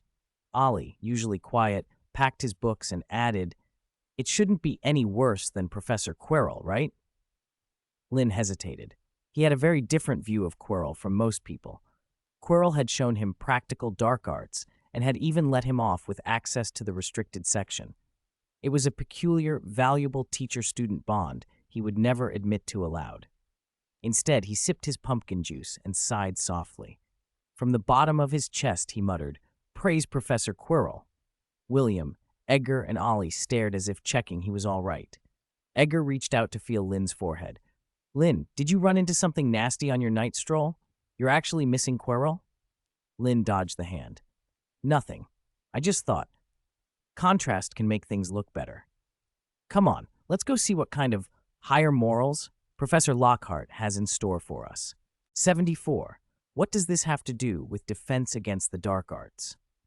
As the group stepped into the Defense Against the Dark Arts classroom, they were stunned, not by opulence, but by a suffocating display of narcissism. The walls were crowded with portraits of Gilderoy Lockhart in every size and pose. In some, he brandished a wand while facing a werewolf. In others, he elegantly dodged a banshee. In many, he simply flashed those perfect white teeth, watching every student in the room. Directly above the podium hung an especially large portrait. Lockhart, with what he clearly thought was a charming smile, holding a paintbrush and painting on a canvas. On the canvas was, absurdly, another tiny portrait of himself. This is certainly narcissistic enough, Edgar managed, mouth agape. The bell rang on time. Just as it faded, the classroom door was thrust open and Gilderoy Lockhart entered in showy robes, his face beaming as if to enlighten all creation. Ahem. He cleared his throat, planted himself behind the podium, and spread his arms. Now, allow me to officially introduce your new Defense Against the Dark Arts professor, which is to say, myself. He was clearly making up for the interrupted introduction at the feast.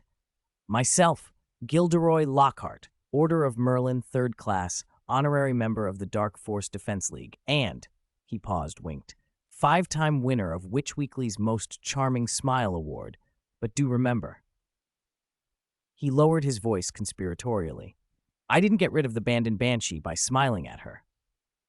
The string of titles, followed by the wink, sent many of the younger witches and wizards into a flutter of applause and whispers.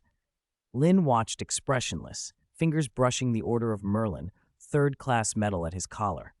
For a moment, he felt like his medal's value had been devalued. Seeing his effect, Lockhart's smile grew even broader. He decided it was time to begin his lesson. Ahem, now, class officially begins.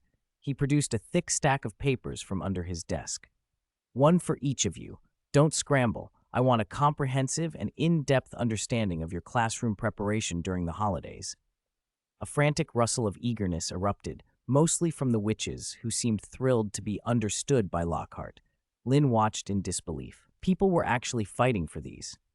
He picked one up and scanned the questions. 1. What do you think is Gilderoy Lockhart's greatest achievement? 2. What is Gilderoy Lockhart's ambition?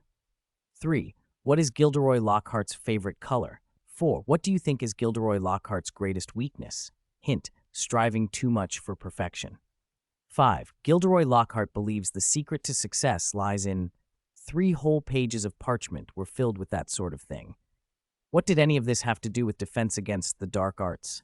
A Ravenclaw boy, Lynn thought his name was Terry Boot, asked the question on Lynn's behalf.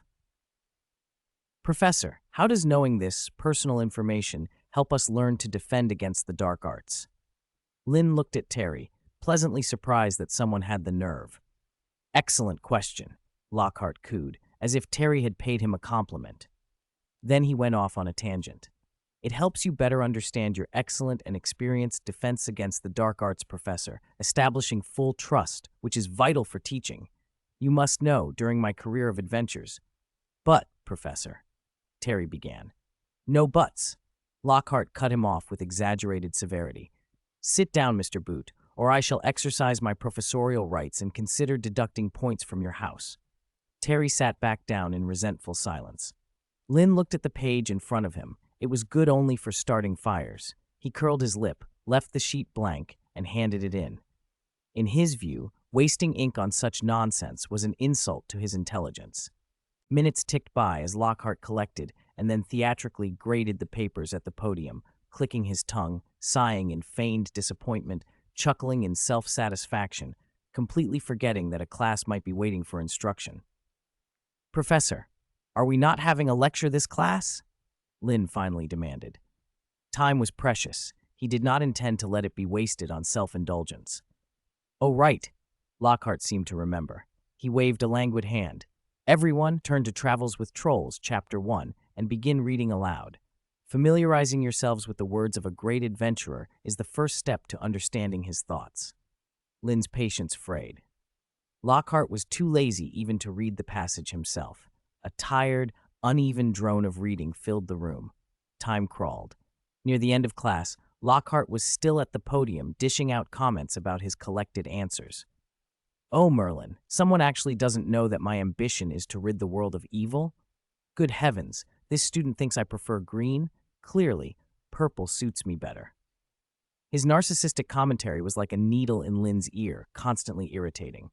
Finally, bang! Lynn snapped. He shot to his feet, his chair legs raking the floor and silencing the room. Everyone turned to him. Professor, I have urgent business and must leave, he said flatly. He didn't wait for permission. He grabbed his books and, under stunned stares, strode out of the classroom without looking back.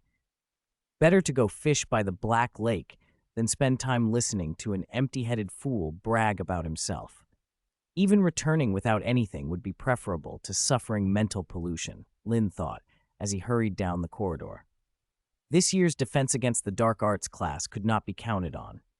Leaving the Defense Against the Dark Arts classroom, Lynn clutched his books and hurried toward the Hufflepuff common room. All he wanted was to lie down, or better yet, study something interesting to wash the mental grime left by Lockhart. Just as he rounded a corner, he collided with a figure, greasy black hair, hooked nose, Professor Snape. Lynn's heart jumped. He stepped aside and nodded. Hello, Professor. They brushed past. Lynn breathed a private sigh of relief and tried to pick up his pace. Lynn, stop. Snape's voice cut through the corridor with that same iron-lead command. Lynn froze. Yes, Professor? Snape turned slowly. If my memory serves me, you should be in Defense Against the Dark Arts right now. There it was. Lynn had no point in lying. Yes, Professor. He braced himself for the usual 10, 20 points gone. Snape let out a mocking little laugh. Our great Hufflepuff, Order of Merlin, 3rd class, recipient, skipping class. He dripped every syllable with sarcasm. Truly impressive. A student who does not study, Hufflepuff, 10 points deducted. Lynn had grown almost immune to Snape's sneers and house point penalties, but he couldn't let the implication slide that he didn't love learning. That was an insult to his self-proclaimed status as a top student. Professor, I admit I skipped class and I accept the points deduction, he said more seriously. However, I cannot agree with Professor Lockhart's teaching methods. I think they waste valuable study time. He summarized Lockhart's antics, the vanity portraits, the quizzes about Lockhart's personal quirks, the reading aloud in place of any real instruction, the public ridiculing of foolish answers. To his surprise, Snape mostly listened with that unreadable expression. When Lynn finished, he thought he saw something. The corner of Snape's mouth had very slightly twitched upward. It vanished almost instantly, but Lynn was sure he'd caught it. A moment of madness seized him. Professor, did you just smile? No sooner had the words escaped than Snape shot back, privately criticizing a professor and making wild conjectures. Hufflepuff, another 5 points deducted. Lynn stared. Of all the times to have an impulsive comment bite him. Now vanish from my sight. Snape flicked his robes and turned away. Lynn watched the dark fabric recede down the corridor and let out a long breath. 10 points, then 5. He grumbled inwardly, but the loss barely stung. To soothe himself, he decided to go fishing. Back in the dormitory, he dropped his books, grabbed his rod and bucket, and slipped out toward the Black Lake. According to his almanac, it was a good day for fishing. By the lakeside, he found the rock he considered prime and settled in. Baiting, casting, waiting. The motions felt ritualized and calming. Warm sunlight spilled over the water, a gentle breeze made the surface shimmer, and in the distance, a merperson occasionally broke the lake with a silver arc. Everything was perfect, except the float, which stayed stubbornly still. Lynn tried several baits, then, in a fit of cunning, muttered a weak enticement charm. It did more to pique the curiosity of nearby water creatures than to tempt fish. One nosy creature almost snatched his rod clean from his hands. As the sun sank and the lake turned copper, his bucket stayed as empty as when he arrived. Defeated, he carried it back to the common room. Inside, William was at his desk, previewing charms. Edgar sprawled on a bed staring at the ceiling, and Ollie leaned by the window watching the dark come down. Edgar perked up with a kip-up when he saw Lynn. "You're back! You missed so much exciting content." Lynn dumped the clean bucket and rod in a corner and flopped into an armchair. "Don't remind me. So what great lessons did Professor Lockhart cover after I left?" "Don't even ask," Edgar said, waving a hand. "Same nonsense. Reading aloud from Travels with Trolls, and then making us stand up and say what courage and wisdom we learned from Mr. Lockhart." William sneered. "Basically, reading comprehension pulled out of a hat. I doubt he even thought of those deep meanings when he wrote it." Even quiet Ollie couldn't help but mutter, "Had enough of it." Lynn listened and pictured the scene. Leaving early had felt like a brilliant choice. A week passed, the calendar flipped, and once again it was time for defense against the dark arts. The lake gleamed and the breeze was irresistible. Lynn had his rod and bucket in hand. After less than a second's hesitation, he decided to skip class again. "It's only a few points," he told himself. "Mental pollution from that lesson is worse than any house points loss." He barely made it to his favorite rock when a clear voice called behind him. "Mr. Lynn." He turned stiffly. Professor McGonagall stood there. "I believe you should be in Professor Lockhart's classroom." All Lynn's excuses, something about studying the lake's ecosystem for alchemy research, dried up under her steady gaze. He packed up and trailed behind her, escorted back to the castle amid curious glances. Back in the classroom, the portraits glowered and preened as always. Lynn slunk into the most secluded corner he could find and planned to sleep through the ordeal. The bell chimed on schedule. The door opened, and Gilderoy Lockhart swept in, as flamboyant as ever. This time, he carried something else, a large cage draped in dark velvet, which he cradled with exaggerated care. Chapter 76. I Want to Change Professors.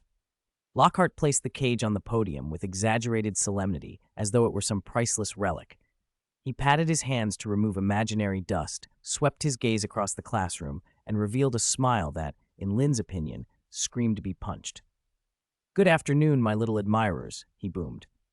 "I trust that after a week of preliminary study of my great works, you have all gained a deeper understanding of the adventurous spirit and extraordinary wisdom of me, your professor." A few scattered murmurs of agreement answered him, mostly from a handful of witches.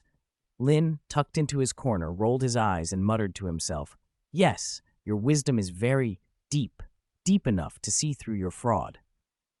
Lockhart looked momentarily dismayed by the lukewarm response, but he quickly recovered, beaming as he pointed to the velvet-covered cage. "However, theory is hollow without practice. True defense against the dark arts requires practice. It requires facing real danger." He lowered his voice for dramatic effect. "Today I will give you a rare opportunity to witness firsthand how I, Gilderoy Lockhart, handle an extremely troublesome and extremely dangerous magical creature." He grabbed a corner of the velvet and, with a flourish that even pulled Lynn's attention from his daydreams, whipped the cloth away. The classroom held its breath. Inside the cage were a bunch of small creatures, about 8 inches tall, electric blue-skinned, pointed ears, and wearing ragged clothing. They clung to the bars and let out high, grating giggles. The silence snapped into a chorus of disappointed sighs and sotto voce whispers. Lynn's lip twitched. He mentally slapped himself. Of course, Cornish pixies. Of all the dread creatures Lockhart could have produced, he had to pick pixies. Aside from constant chattering, a fondness for pranks, and a bit more strength than you'd expect, what on earth was extremely dangerous about them? Cornish pixies, Lockhart announced, as if the class hadn't reacted. Don't be fooled by their size. They are cunning, troublesome, and extremely difficult to handle. Today, I will demonstrate how to subdue them elegantly and efficiently. And now, let the demonstration begin. He opened the cage. Lockhart's demonstration lasted all of 2 seconds. The pixies erupted into a screaming, spinning blue whirlwind, scattering students' quills and robes. Lockhart did not reveal some hidden talent. He did not perform a dazzling containment spell and show them who was boss. He fled. Plain and simple. He turned and left, leaving a classroom full of panicking students and a pack of gleeful pixies. They squealed things like, "Catch me if you can," "You missed, and this is the best." But bizarrely, none of them paid any attention to Lynn. They zipped past him, apparently ignoring the corner he sat in entirely. System. Hey, friend, learn more about affinity. Lynn glared at the chaos. He had neither patience nor desire to play babysitter to hyperactive little monsters, and he certainly didn't want to tidy up Lockhart's mess. He wanted to get out of the disaster zone as quickly as possible. But when he looked around at his classmates' frazzled, terrified faces, something like pity tugged at him. He stood, drew his wand, aimed toward the densest cluster of pixies, and flicked. Turgo! A focused gust of wind swept through the room, herding the screeching pixies into a struggling blue ball. Lynn guided the whirlwind, shoved them back into the now empty cage on the podium, and closed the door with a decisive click. Silence fell. The students stared at him as if seeing him for the first time. Lynn ignored them. He picked up the still buzzing cage and walked straight out of the classroom toward Lockhart's office. He stopped at the door labeled Professor Gilderoy Lockhart, raised his wand, and tapped the lock. Alohomora. The lock clicked open. Lynn cracked the door, and with all the composure of someone disposing of a particularly annoying pest, he tossed the cage inside. Off you go. A ruckus erupted from within, pixie squeals mixed with Lockhart's panicked yelps. Lynn closed the door and tapped the lock again, this time slipping in a permanent sticking charm. A faint glimmer indicated the spell's success. The lock would not be opened easily. If Lockhart could handle pixies, he could break the charm and come out on his own. If not, he could sit with them until the spell expired. Either way, Lynn felt better. That night, in the Hufflepuff dormitory, Lynn lay on his 4-poster bed, tossing and turning. The image of Lockhart fleeing while his class cleaned up the mess, only for Lynn to return the mess to Lockhart intact, played on a loop in his head. He was not satisfied. Letting a teacher skate by on incompetence was one thing, letting the students suffer for it was another. If Lockhart continued like this, what chance did they have of learning anything useful in defense against the dark arts? A thought planted itself and grew rapidly. Maybe he should find a way to give Professor Lockhart a break. Or rather, replace him. The idea looked surprisingly workable the more Lynn thought about it. Undercutting a professor wasn't exactly noble, but if it improved the student's education, a little moral flexibility might be justified. Rumors about Professor Snape favoring Harry Potter? Lynn decided to ignore them. That was Gryffindor business. Lynn was a model Hufflepuff, principled, decent, and more than willing to do what had to be done for the common good. Sitting bolt upright, he pulled out parchment and a quill and began to write. By dawn, he had completed a detailed proposal titled A Feasibility Plan for the Temporary Optimization of Defense Against the Dark Arts Teaching Resources, also known in blunter terms as the Bring Down Lockhart Plan. 7-7. How could someone behave like this in public? How could someone behave like this in public? Plan objective: induce Professor Gilderoy Lockhart to voluntarily request at least a week's leave of absence. Concealed, safe, effective, and with no direct link to Lynn himself. Step 1. Potion preparation. Brew a potent gastrointestinal disorder potion, a reliable laxative, and attach a trivial, persistent curse. The effects must be stable and last about a week, long enough to make teaching impossible. Lynn trusted his potion making to the letter. His puffer instinctively tweaked the recipe for maximum concealment and potency, and the immortal curse could attach a stubborn, hard-to-dispel condition to the brew. He was confident that even if Snape noticed, breaking the curse wouldn't be trivial. Step 2. Messenger and delivery. Transfigure an ordinary object into an owl good enough to pass for real.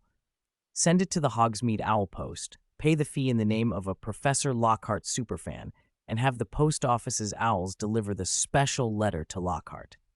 The letter itself would be written by a self-writing quill, so the handwriting couldn't be traced. The return address would be made up. The owl post handled so much mail, they wouldn't look too closely. Step 3. Trigger and consequences. Lockhart opens the letter. The potion and attached curse, applied to the inside of the envelope or the folds of the paper, take effect. Result: sudden and persistent gastrointestinal distress, compelling Lockhart to ask Dumbledore for leave. Defense against the dark arts would be covered by another professor, and the quality of teaching would improve markedly. Plan successful. Lynn snapped his fingers with satisfaction. He climbed into his undetectable extension trunk and appeared in his fully equipped alchemy workshop and potion laboratory. Lynn went straight to a dedicated potion workstation, lit the cauldron, and began to weigh his components with meticulous care. Powdered scurvygrass root, fermented bubatuber pus, a dash of sneezewort. His hands moved with practiced ease. The steps were second nature to him. The liquid in the cauldron thickened into a murky yellow, bubbling and giving off an awful, indescribable smell. When the potion was ready, he extended his wand and whispered the incantation for the curse. A faint, black gleam threaded into the brew, imperceptible to anyone but powerful. The mortal curse took hold, making the potion's effects cling like a shadow. He watched the cauldron glow with a sickly light and smiled. "Professor Lockhart, a deeply affectionate greeting from a fanatical admirer," he murmured, unusually pleased with himself. The next day at noon, the great hall buzzed with the usual noise. Sunlight pouring through high windows, plates piled with food, students laughing and chatting. The high table held the professors, calm and dignified. Lockhart had chosen an exceptionally dazzling yellow robe for the day and sat preening as he carved a lamb chop, casting what he no doubt considered charming smiles over the hall. Lynn and his roommates were at the Hufflepuff table, enjoying lunch. Lynn listened half-heartedly to Edgar's complaints about the potion class essay while gnawing on a roasted chicken leg. Then the flapping of wings cut through the chatter. An owl had flown in and headed straight for the high table. Lynn's eyes locked on the envelope clasped in the bird's beak. Glittery light purple, exactly the one he had prepared 2 days ago. His heart skipped. He dropped the chicken leg. The smile on his face vanished. "Stop eating! Everyone, stop eating!" Lynn hissed, elbowing Edgar and signaling William and Ollie with urgent looks. "What's wrong?" Edgar mumbled through a mouthful of bread. William pushed up his glasses. Ollie set his pumpkin juice down without a word. Lynn didn't explain. He just pointed to the high table and stared. They followed his gaze, and of course the owl landed dead center before Lockhart. Lockhart beamed at it, thoroughly delighted. He unlooped the string, waved a theatrical hand at the bird, and then rose to read the letter aloud in that melodramatic, self-important voice of his. "Oh, look at this. To the greatest and most charming Professor Gilderoy Lockhart. Ha, from an enthusiastic admirer. How touching." He began to read the letter, Lynn's letter, out loud, reveling in every syllable. The words were saccharine, written to make a show, and Lockhart read them with relish. "Dear Professor Lockhart, your smile is like the dawn light breaking through the darkness." He'd barely reached the first line when his voice faltered. Lockhart's face shifted from flush to alarm. A cold film of sweat broke out on his forehead. Suddenly, a deep, undeniable gurgle came from his stomach. He tried to keep smiling, but the smile twisted. He crossed his legs and leaned forward. Then it happened. A loud, unmistakable sound erupted from beneath his chair, an expulsive, wet noise that made the hem of his yellow robe flutter. It was followed by more frantic, uncontrollable sounds, splattering and popping, that drowned out the great hall's chatter. Silence fell like a blanket as a horrific stench swept across the table, a cloying, rotten, fermented smell that chased the fork-sized pieces of lamb off people's tongues. Students around the high table clapped hands to their noses. The other professors' faces registered shock and disgust. Professor McGonagall looked ashen. Professor Snape's mouth twitched in a controlled, if visible, effort to keep from relieving himself in mirth. The whole scene was absurd and mortifying. From the Hufflepuff table, a voice rang out, loud and outraged. "Professor Lockhart, how can you behave like this in public? It's a disgrace! What a scandal!" Lynn covered his nose with one hand and jabbed a finger at the high table with the other, feigning horror. "Stop pooping already!" he called, the words bursting out more as exasperation than decorum. He didn't linger to witness the aftermath, not because he feared any consequences, but because the smell was unbearable. He grabbed his dumbfounded roommates and bolted out of the great hall, gagging as they ran. "What on earth did he eat this morning?" Lynn wailed inwardly as they tumbled out into fresher air. 78. The stern-faced Snape. "Lynn, seriously, how did you know there was going to be a good show to watch over by Lockhart in the Great Hall?" On the way to herbology, Edgar could no longer hold his curiosity and leaned close, asking in a low voice. Before Lynn could answer, William pushed his glasses up his nose and interrupted. "Do we even need to guess? Look at him. He's been waiting for a spectacle. You set it up with your toes in a wink, didn't you?" Ollie stayed mute, nodding vigorously to show his complete agreement. Lynn feigned shock and clapped a hand over William's mouth. "Don't be ridiculous," he said it aloud, but the smile he couldn't quite hide gave him away. William rolled his eyes as if to say, "I know you too well." "Come on, let's move. We're going to be late for herbology. Professor Sprout doesn't tolerate latecomers." Lynn stiffened and hurried everyone along. The greenhouses smelled of fresh earth and growing things. Professor Sprout stood by neat rows of pots, her plump face lighting up with a smile. "Today we'll be studying a very important and rather wonderful plant, the mandrake," she announced, pointing to pots that held squat, pale roots with a few leaves like undersized radishes. "Can anyone tell me what its most important use is?" William, predictably, shot his hand up. "The mature roots are used to brew the mandrake restorative draught for treating those who have been petrified." "Absolutely correct.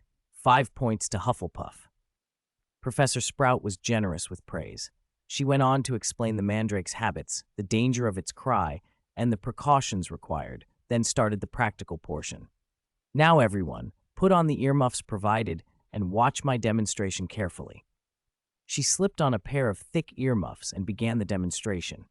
After the lesson ended, Lynn lingered until the others had left, then approached her as she packed her tools. "Professor," he said, offering a harmless smile, "could I have some mandrake seeds? I think they might be useful for alchemical research." At the words research and seeing a promising student from her own house, Professor Sprout's face warmed. "Of course, dear. Take plenty and study them well." She handed him a large bag of plump seeds and cheerfully told him to come back for more if he needed it. Lynn felt a little embarrassed by her generosity, but free is free. He tucked the bag under his arm and headed back toward the castle. In the corridor, he nearly bumped into Cedric Diggory, the Hufflepuff Quidditch seeker, who was wiping sweat from his brow as if just returned from practice. "Hi, Lynn." "Hi, Cedric. You haven't been around much lately," Lynn said. "The annual Quidditch tryouts are starting soon. As captain, I've been busy," Cedric answered. Then he brightened. "Edgar's a brilliant flyer. How would you feel about joining the team? Hufflepuff could use someone with your flexibility." Lynn considered it, then politely declined. "Thanks, but I'd rather sit by the lake with a fishing rod than chase a ball on a broom. Edgar might be more interested. He's very skilled. I've flown with him. His awareness and agility are excellent." Cedric agreed as they walked toward the common room. "By the way, have you heard? Professor Lockhart, because of that incident in the Great Hall, ended up in St. Mungo's. His condition was bad enough that he was sent there." "I heard he even asked Dumbledore for a week's leave," Lynn said, genuinely surprised. In Lynn's plan, Lockhart's humiliation would mean at most a few days in the infirmary or a very public bath. St. Mungo's was more than he'd expected. Cedric lowered his voice. "Madame Pomfrey ran out of a couple of specific potions for severe gastrointestinal curses and went to Professor Snape. Snape said he didn't have the ingredients and that those potions are complicated to brew, so he couldn't make them quickly. Lockhart had to be transferred. Lynn listened, a frown forming. That didn't sit right. Based on the dose and the severity of the curse Lynn had used, while the antidote wasn't common, it wasn't impossible for Snape to brew it quickly. Snape could have finished a cauldron in half an hour. Was Snape deliberately unhelpful, or did he genuinely lack the ingredients? Lynn decided he didn't want to waste time trying to untangle Snape's motives and smoothed his face. Poor Professor Lockhart. I hope he recovers soon. Me too. I wonder who'll cover Defense Against the Dark Arts next week, Cedric mused. Maybe Professor McGonagall or someone else stepping in temporarily. Anyway, I hope he gets better. There was an earnestness in Cedric's voice, and perhaps a faint note of relief. After all, Lockhart's lessons had been more spectacle than substance, and Lynn's little plan to optimize the defense resources had been remarkably effective. But schemes have side effects, and one of them arrived a week later. Lynn stepped into the defense classroom feeling a rare flush of excitement, and then froze. The gaudy portraits of Lockhart that had plastered the walls were gone. The room felt shut down, heavy with a gloomy, oppressive atmosphere that made his skin prickle with familiarity. The bell rang. Almost the instant it stopped, the door slammed open, and Professor Snape entered, his gait all his usual cold grace. There was something like a smile on his face, as if he were restraining it, and that made him look more formidable than ever. The classroom went completely silent. Someone's quill clattered to the floor, and the sound seemed enormous. Edgar's copy of Holidays with Hags nearly slid from his hands. He fumbled to catch it, making a small noise that snagged Snape's attention. Snape's dark eyes swept the class, and he spoke slowly, his voice low, but every word sharp. It seems the previous professor's overly lively teaching style has caused you to forget the discipline and the solemnity a classroom should have. He paused, the hint of a smile curving his mouth. This atmosphere is dead, devoid of the proper respect and hunger for knowledge. Ravenclaw. A dozen Ravenclaws swallowed hard. Hufflepuff. A chill ran down the Hufflepuff's spines. 5 points from each. Lynn stood frozen, watching the color drain from Edgar's face. 79. I want to get everything I've lost back. Hogwarts! I'm back! The shout that burst out in front of the castle gates was full of complicated feeling. Gilderoy Lockhart, wrapped in a brand new set of bright yellow robes, spread his arms wide as if to embrace the entire school. Only Merlin and the healers at St. Mungo's knew exactly how he had spent the last week. He had practically lived in the 5th-floor lavatory at St. Mungo's Hospital for magical maladies and injuries, a place that reeked of disinfectant and other less speakable odors. From morning until night, the curse's effects kept him there. Any small bite or sip, any emotional twitch, could set off another round of what he grimly called his emergency spray. The memory of how he'd let it all go twice in public, once outside Flourish and Blots, and once in the Great Hall, in full view of staff and students, made his face twist whenever he thought about it. His reputation had taken a battering the likes of which he'd never seen. He needed a way to wipe that slate clean, to replace those humiliating moments with a new, brilliant image of himself. Inspiration struck like lightning. Duels. Dueling had always been a glamorous, storied part of wizarding lore. Famous duels made heroes. Duels drew crowds. If he, Gilderoy Lockhart, a celebrated author and a noted figure in the fight against the dark arts, founded a dueling club and personally taught students how to duel with elegance and effectiveness, he could display his skill and restore his reputation in a single stroke. He didn't even go back to his office to put down his portfolio. He went straight to the headmaster's office. Good afternoon, Professor Lockhart. Welcome back to Hogwarts. Is there something I can help you with? Dumbledore asked from behind his desk, peering over his half-moon spectacles. Lockhart took a deep breath and let his practiced smile bloom. It's like this, Headmaster. As a well-known figure in the defense community and the Defense Against the Dark Arts professor, I have a responsibility to raise our students' practical defensive skills. Relying on books alone just won't do. Students must learn how to duel, how to respond in real time. He launched into his pitch, the habitual boasting flowing easily. Dumbledore listened with patient attention, fingers laced atop the desk, showing no impatience. When Lockhart finally paused to catch his breath, Dumbledore spoke slowly. I agree, Professor Lockhart. Giving the students a chance to practice dueling would indeed be valuable, however. The headmaster's smile faltered into a more troubled look. As you know, the school's resources for extra activities are limited. Extra lessons, venues, protective measures, repair of any damaged items, all of those things cost galleons. The school budget, I'm afraid. Dumbledore's eyes fixed meaningfully on Lockhart. Lockhart's smile froze for a beat. He understood perfectly. The memory of those two public embarrassments made him wince, but he swallowed the sting and answered grandly, I'll pay for it. As a professor, for the sake of the students, I must bear the cost. Dumbledore's concern evaporated into a warmer smile at once. Then I have one small suggestion. For safety and to give more complete instruction, it would be best if another experienced professor taught alongside you. Lockhart inwardly screamed, but externally he kept his composure.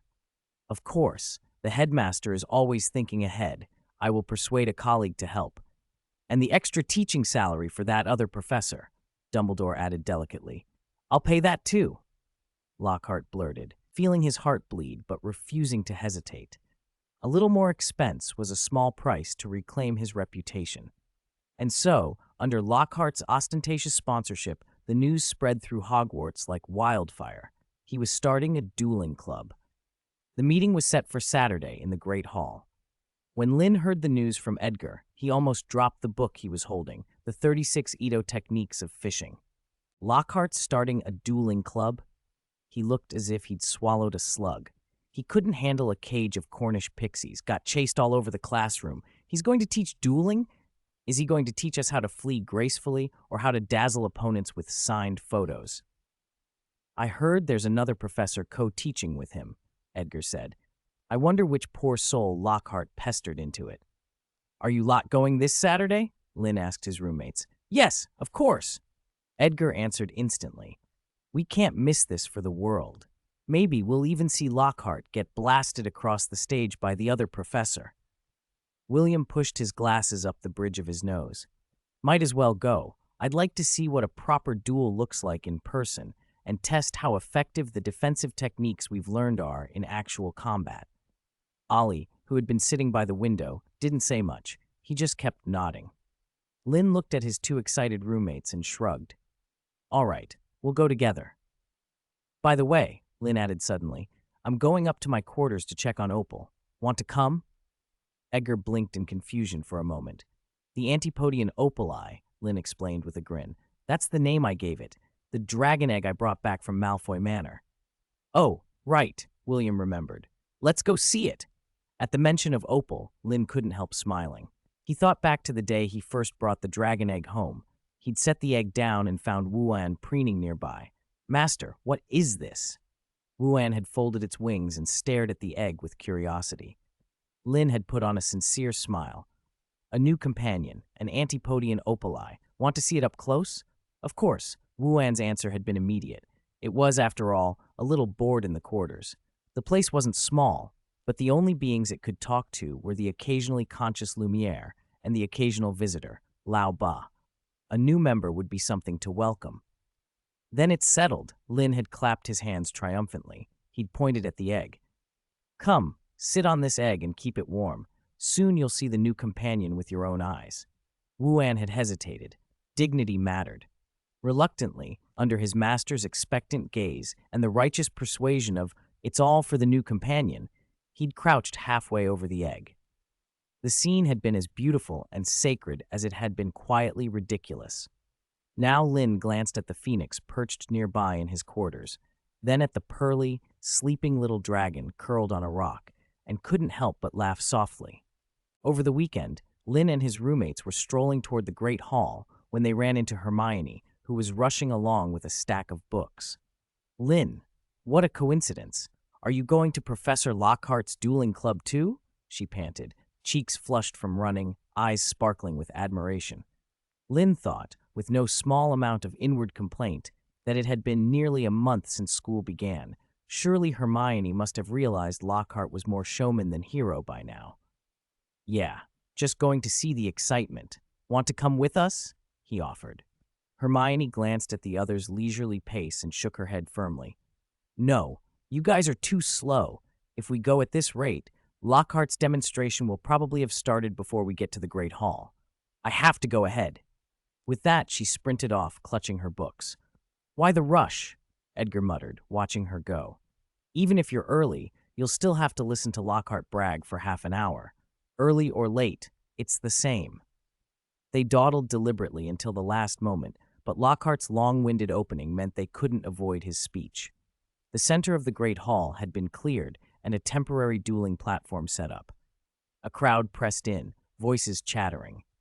As Edgar had predicted, Lockhart was on the stage, flouncing and loudly recounting one of his supposedly harrowing duels. I was once in the catacombs of Yorkshire, facing a gang of dark wizards all by myself, and it only took 3 rounds. Yes, only 3. I used a brilliant memory charm, and they completely forgot how to do the dark arts. Mastering dueling techniques is vital. It can save you, and it can make you like me. He broke off with a flourish. I declare the Gilderoy Lockhart Dueling Club officially open. Polite, if strained, applause followed. Lockhart soldiered on. To ensure the fairness and safety of the duels, I am honored to invite our potions master, Professor Snape, to serve as referee. Snape glided onto the stage with a sour expression and didn't so much as look at Lockhart. His gaze swept the crowd and the great hall quieted immediately. Lockhart, still beaming, announced, Now, your beloved potions master will first demonstrate a standard and elegant wizarding duel for you. He and Snape faced each other across the platform, backs turned. Begin. They turned at the same instant. Snape raised his wand. Expelliarmus! A red jet struck Lockhart squarely. Lockhart's wand flew from his hand in a clean arc, and under the force of the spell, he stumbled off the platform. It had been swift and decisive. Lockhart clutched his chest, his face going a sickly shade, and scrambled up amid gasps and snickers. He forced a smile to save face. Very standard Expelliarmus. You now have seen the basic rules and etiquette of dueling, as demonstrated by Professor Snape. I was concerned I might hit him too hard and injure your potions master, so I held back. Blah, blah, blah. The crowd knew better than to expect real humility. Lockhart had clearly misjudged his opponent. Determined to reclaim the spotlight, he announced loudly, I will now select a student to take part in a demonstration with me. Arms shot up from every year in house. Lockhart scanned the eager faces and finally fixed on someone at the back. Lynn, whispering with Edgar and the others. Hufflepuff, 2nd year, alchemy competition champion, Order of Merlin 3rd class. Enough reputation to make him noticeable, and as a 2nd year, Lockhart thought he would be an easy mark. That student over there, Lockhart said, pointing. Lynn had been complaining about Lockhart's clumsy fall when the surrounding noise dropped away. Every eye turned to him. A path opened through the crowd. He paused for a moment and then climbed the stage, deciding that if Lockhart wanted to teach, he might as well send him on an extended vacation. Don't be nervous, child, Lockhart said with syrupy sweetness. Show me everything you've got. Give me your best shot. Are you sure, Professor? Lynn asked, smiling. Bring it on. Snape's voice cut through. On your marks, begin. They turned together. Lockhart lunged first, starting to intone the disarming charm. Before he could finish, Lynn struck, a precise, silent spell. Lockhart's tongue felt suddenly numb and twisted. The words in his mouth disintegrated into nonsense. The spell he was trying to cast skittered into gibberish. Lynn called out loudly, deliberately, Professor, what did you just say? I can't hear you clearly. Leaving Lockhart no time to recover. Lynn's wand moved like a conductor's baton, and a storm of nonverbal magic poured from him. Avis. Dozens of colorful birds burst into existence, shrieking and darting about Lockhart's head, pecking at his hair and ears. Confringo. A spray of dust and grit exploded up the stage, pelting Lockhart and settling into his eyes. An engorgement charm ballooned his nose grotesquely. A hair growth charm made the hair on his arms spring up, suddenly thick and wild. And to every spell Lynn cast, he had quietly appended a humiliating jinx that left Lockhart with a burning, uncontrollable need to relieve himself. Unable to form a counterspell, his tongue twisted, his eyes stinging, his breathing hampered by a swollen nose, Lockhart writhed and rolled on the floor, moaning in a thoroughly undignified mess. Harry's eyes went wide. He jabbed Hermione. Lynn, is he that powerful? He didn't even need to say the spells. Hermione, equally stunned, murmured, I don't know, but nonverbal spells are very, very difficult. Many adult wizards can't do them well. Lynn watched Lockhart's humiliation and decided it was time to finish things properly. With a casual flick of his wand, he shouted, Incendio! Flames leapt from the tip of his wand and wrapped around Lockhart. The professor screamed and, driven by panic, bolted toward the students as if to throw the fire on someone else or to beg for help. He was reckless, unthinking, anything to escape the heat. Snape and Lynn reacted as one. Incarcerus! Both of them barked the word. 2 ropes of magic shot from different directions and wound around Lockhart, binding him tightly like a wrapped parcel and pinning him in place. Snape tapped his wand again. Aguamenti. A jet of water doused the flames and soaked Lockhart to the skin. With his swollen nose, dust-blinded eyes, wild hair, and disheveled robes, he looked pitiable. Snape stepped forward, expressionless, and surveyed the cowering, bedraggled figure of Lockhart. The winner, he declared, Lynn. The announcement set the great hall alight. Hufflepuffs erupted into deafening cheers, while students from other houses whooped and applauded at the unexpected defeat of the showy professor. Lynn stood on the dueling platform, receiving a flood of startled admiration and applause, and shrugged as if he'd done nothing more than demonstrate a useful lesson.